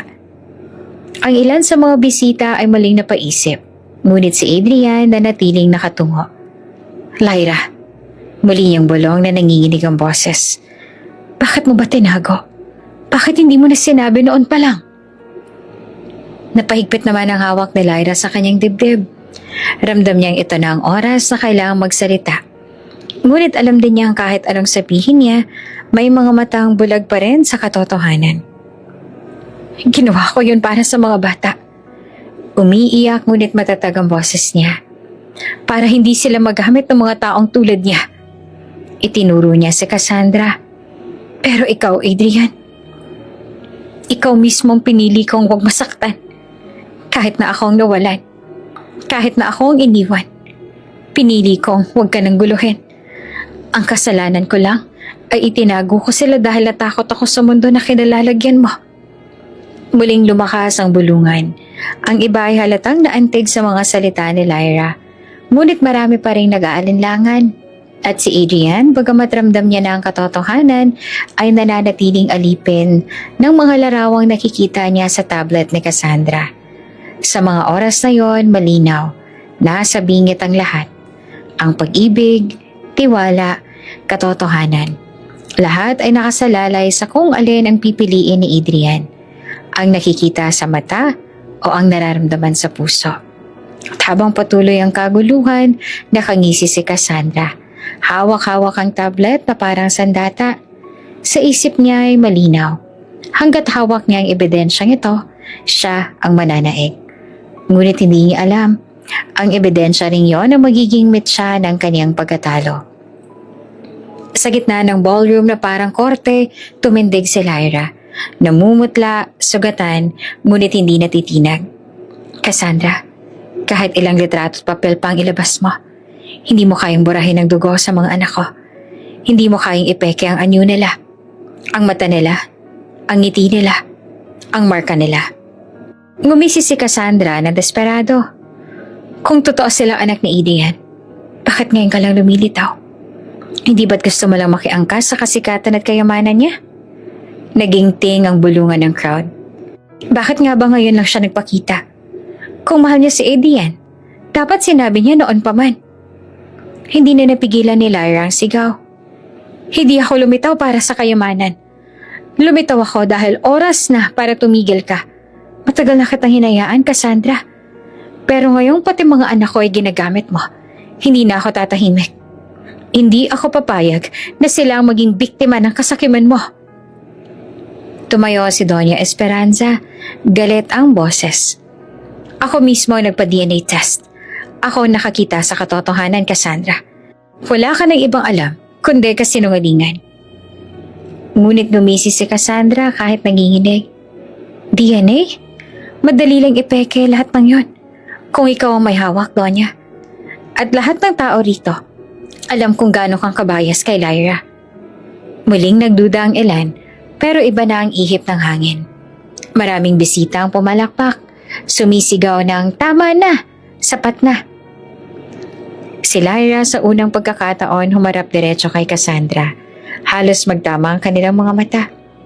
Hindi mo na kami matatakot. Kung gusto mo ng laban, nandito ako. Pero tandaan mo, ang kasinungalingan mo, darating ang oras na ikaw rin ang lulunok. At doon nagsimulang mabasag ang imaheng matagal na itinayo ni Cassandra. Nagmisulang apoy si Cassandra sa gitna ng ballroom. Hindi naubusan ng galit. Hindi naubusan ng taktika. Nakita niya nagsisimula ng pumanig ang ilan sa mga bisita kay Lyra. Kaya't nagpasya siyang bumitaw ng pinakamalupit na sandata, ang mga bata mismo. Lumapit siya sa 3 bata, nakayuko at nakangiting malupit. Mga mahal, malumanay ang kanyang tinig pero puno ng lason. Huwag kayong magpapaloko. Hindi si Adrian ang tatay ninyo. Hindi ba't may tito kayong laging kasama ni Mommy? Siya ang totoo niyong ama, si Dr. Marcos. Parang hinampas ng malamig na hangin ng buong silid. Ang kambalay na patitig sa isa't isa, nalilito. Habang ang panganay ay biglang napaiyak. Hindi totoo yan. Bulong ng bata, ngunit nanginginig na ang kanyang boses. Nakita naman niyon ni Adrian at lalo siyang nabalisa. Lumapit siya sa mga anak. Ngunit ang mga hakbang niya ay mabigat, puno ng alinlangan. Lyra, bakit nila sinasabi to? Tanong niya na nanginginig ang tinig. Tumidig si Lyra, nanginginig din sa galit. Hawak ang kamay ng umiiyak na anak. Cassandra, ginagamit mo pati mga bata? Wala na yatang mas masahol pa kesa rito. Ngunit gumisi lamang si Cassandra, parang reyna na kampante sa kanyang trono. Ginagamit? O baka naman nagsasabi lang sila ng totoo? Tanungin mo na lang ang mga bata, Adrian. Kanino ba sila mas madalas? Sa'yo ba? O sa doktor na lagi nilang kasama? Nagsimulang magbulungan ulit ang mga bisita. May punto siya. Kung si Marcos ang laging kasama, baka nga siya ang ama. Pero paano naman yung DNA test? Si Adrian ay pinipiga ang sentido. Tumingin kay Marcos. Marcos, sagutin mo ako. Ano ba talaga ang totoo? Bakit laging ikaw ang kasama nila? Bakit parang ikaw ang mas nakakaalam sa mga anak kesa sa akin? Tumindig si Marcos, mariin ang tindig. Dahil ako ang nandyan nung wala ka. Ako ang tumulong kay Lyra noong tinapon mo siya. Pero Adrian, tandaan mo, hindi ko sila anak. Doktor nga ako. Kaibigan mo at bantay ng pamilya mo. Kaya huwag mo hayaang sirain ni Cassandra ang katotohanan. Ngunit halata, hate ang crowd. Ang iba ay naniniwala kay Marcos. Ang iba naman ay nahuhulog sa bitag ni Cassandra. Si Lyra ay halos mapahiyaw na, humarap sa lahat. Mga bata, huwag kayong matakot. Hindi totoo ang sinasabi niya. Ang totoo niyong amay si Adrian. Kahit anong kasinungalingan ang ilabas niya, hindi niya kayang baguhin ang dugo sa inyong mga ugat. Ngunit ang panganay, luhaan, ay lumapit kay Adrian at bumulong. Daddy, nalilito na ako. Sabi ni Tita Cassandra. Hindi ikaw ang ama namin, totoo ba yun? Parang sinaksak si Adrian sa puso. Napatigil siya. Hindi alam ang isasagot. Si Cassandra na may nakangisi, sinamantalang sandali. Kita mo, Adrian?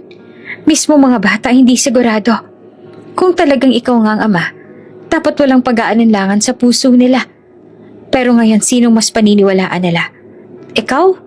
O ang taong nasa tabi nila simula't simula? Si Marcos. Tumigil ka na! Sigaw ni Lyra na halos mawala na ng boses. Wala nang mas masama pa kesa sa pagsira ng isip ng mga inosenteng bata. Pero hindi pa rin tumigil si Cassandra. Lumapit pa siya. Halos hawakan ng balikat ng isang bata. Mga mahal, tingnan niyo si Adrian. Kailan ba siya dumating? Kailan ba niya kayo pinanindigan? Hindi ba't si Marcos ang palaging kasama ninyo? Siya ang totoo niyong ama. Doon na hindi nakapagpigil si Doña Esperanza. Tumayo siya, hawak ang kanyang baston, at malakas na tinig ang kumawala mula sa kanya. Cassandra, wala ka ng ibang alam kundi kasinungalingan. Mga bata, huwag kayong makikinig sa kanya. Ako ang lola ninyo, at alam ko, si Adrian ang ama ninyo. Ngunit sa mga bisita, hindi lahat kumbinsido. Ang ilan patuloy na nagdududa. Paano kung gawa-gawa lang talaga ang DNA test? Paano kung bias si Doña Esperanza? Ang hirap na maniwala kapag pati mga bata nalilito na. Si Adrian nakatitig sa kanyang mga anak. Nagmukhang estranghero. Halos wala siyang masabi. Sa kanyang mga mata, kita ang pagkalito at sakit. Para bang konti na lang, tuluyan na siyang tatalikod. Si Lyra ay namumutla, lumapit sa kanya. Adrian, huwag kang papadala. Nakikita mo ang ginagamit ni Cassandra ang mga bata. Kung papayag ka, ibig sabihin mananalo siya. At hindi lang ako matatalo, pati ang anak mo. Ngunit hindi agad nakasagot si Adrian. Ang bigat ng kanyang dibdib, ang kirot ng kanyang isipan, ay halos hindi niya kayang buhatin. Si Cassandra ay kampanteng humisi at humarap sa crowd na parang siya pa ang panalo. Kita niyo na mga kaibigan? Mismo si Adrian hindi makasagot. Dahil sa loob-loob niya, alam niyang hindi kanya mga bata. At isang araw, kapag bumagsak na ang lahat ng kasinungalingan, ako ang matitirang totoo. Nang gabing iyon, ang ballroom ay tuluyang naging entablado ng kasinungalingan at luha. Hati ang crowd, hati ang puso ni Adrian. At si Lyra, bagamat matatag ay naramdaman ng bigat ng laban na mas lalo pang titindi sa mga susunod na sandali. Ang ballroom ay parang sasabog na entablado ng luha, bulungan at galit. Si Cassandra kahit desperado ay patuloy pa rin sa kanyang mga kasinungalingan. Huwag kayong maniniwala. Sigaw niya na halos mabaliw na sa desperasyon. Ang mga batang yan, hindi yan kay Adrian. Lahat ng ipinakita ni Lyra ay peke. Pero habang patuloy ang kanyang hiyaw, si Adrian ay natigilan. Parang may bagay na kumurot sa kanyang pisngi. Isa-isang nilapitan ng kanyang mga mata ang tatlong bata. Sa gilid ng tenga ng kambal may parehong marka. Isang maliliit na hugis between a birthmark. Napasinghap si Adrian. Hindi. Bulong niya na nanginginig. Hindi ito maaaring pagkakamali lang. Lumapit pa siya at nang makita niya ang kaparehong marka sa panganay, bumagsak na ang kanyang tuhod. Ang markang iyon, ang Velasquez mark, ay tatak ng kanilang dugo. Naalala niya ang sarili niya noong bata pa siya. Madalas siyang asarin sa paaralan dahil sa kakaibang marka sa kanyang tenga. At ngayon, narito sa kanyang mga anak. Malinaw na pruweba ng kanilang lahi. Tumayo siya bigla, halos pasigaw. Tama na, Cassandra. Umalingaw-ngaw ang kanyang tinig sa buong bulwagan. Hindi mo na kayang ipeke ang dugo at anyo ng mga anak ko. Napatingin ang lahat. Ang mga bisita na kanina'y hati ang paniniwala ay sabay-sabay na napasigaw ng, "Oo nga!" at pumalakpak. Si Cassandra namutla. Hawak-hawak ang kanyang dibdib. Hindi totoo yan. Hindi pwede." Ngunit wala nang naniwala. Ang mga bisita isa-isa nang tumalikod sa kanya. Ang mga kaibigan niyang sina Veronica at Celine nagtakbuhan palayo. Ayaw madamay sa kahihiyan. "Wala ka ng kakampi, Cassandra," malamig na sabi ni Doña Esperanza. Nakatayo, hawak ang kanyang baston. "Matagal ka ng puno ng kasinungalingan. At ngayong bumagsak ka sa sarili mong bitag." Si Adrian ay lumapit kay Lyra at sa tatlong bata. Nanginginig ang kanyang kamay habang marahang hinahaplos ang buhok ng panganay. "Patawarin niyo ako," bulong niya. Luhaan. "Patawarin niyo ako sa lahat ng panahong nawala ako. Patawarin niyo ako sa mga taon ng katahimikan. Sa bawat gabi na hindi ko kayo nayakap."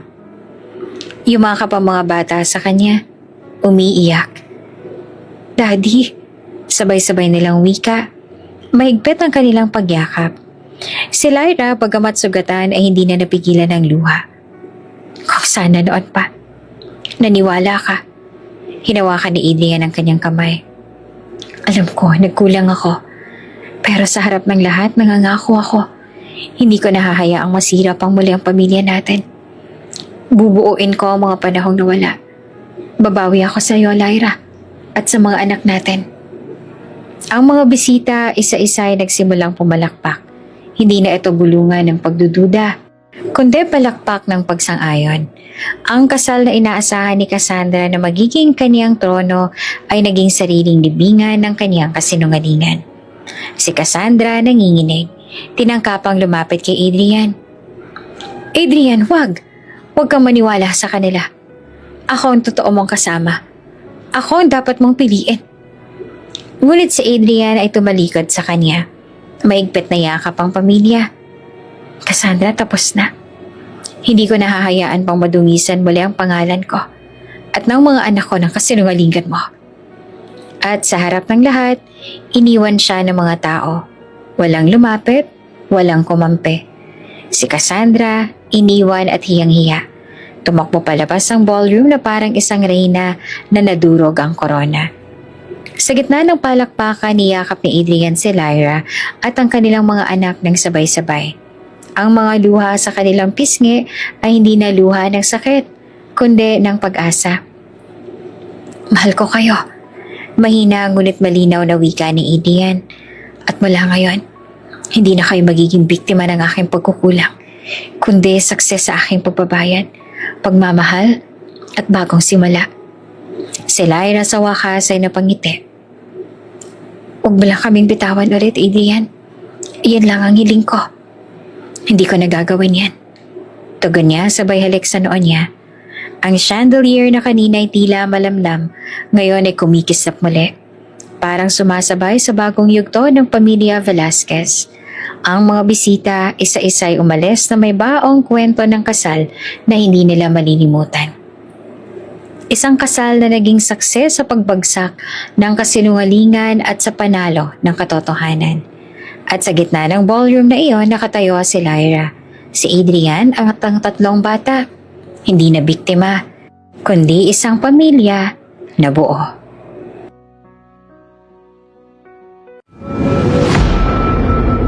Bago ka pa lang sa channel na ito, Ate Jane TV, huwag kalimutang pindutin ang notification bell and subscribe button. Sana po hindi naman malaking abala sa inyo ang pagpindot ng subscribe button dahil ang kapalit po nito ay ang pagsuporta para makapag-produce ng mga libreng stories sa mga channels ni Ate Jane. Maraming salamat! Tingnan niyo! Tingnan niyo ang lahat!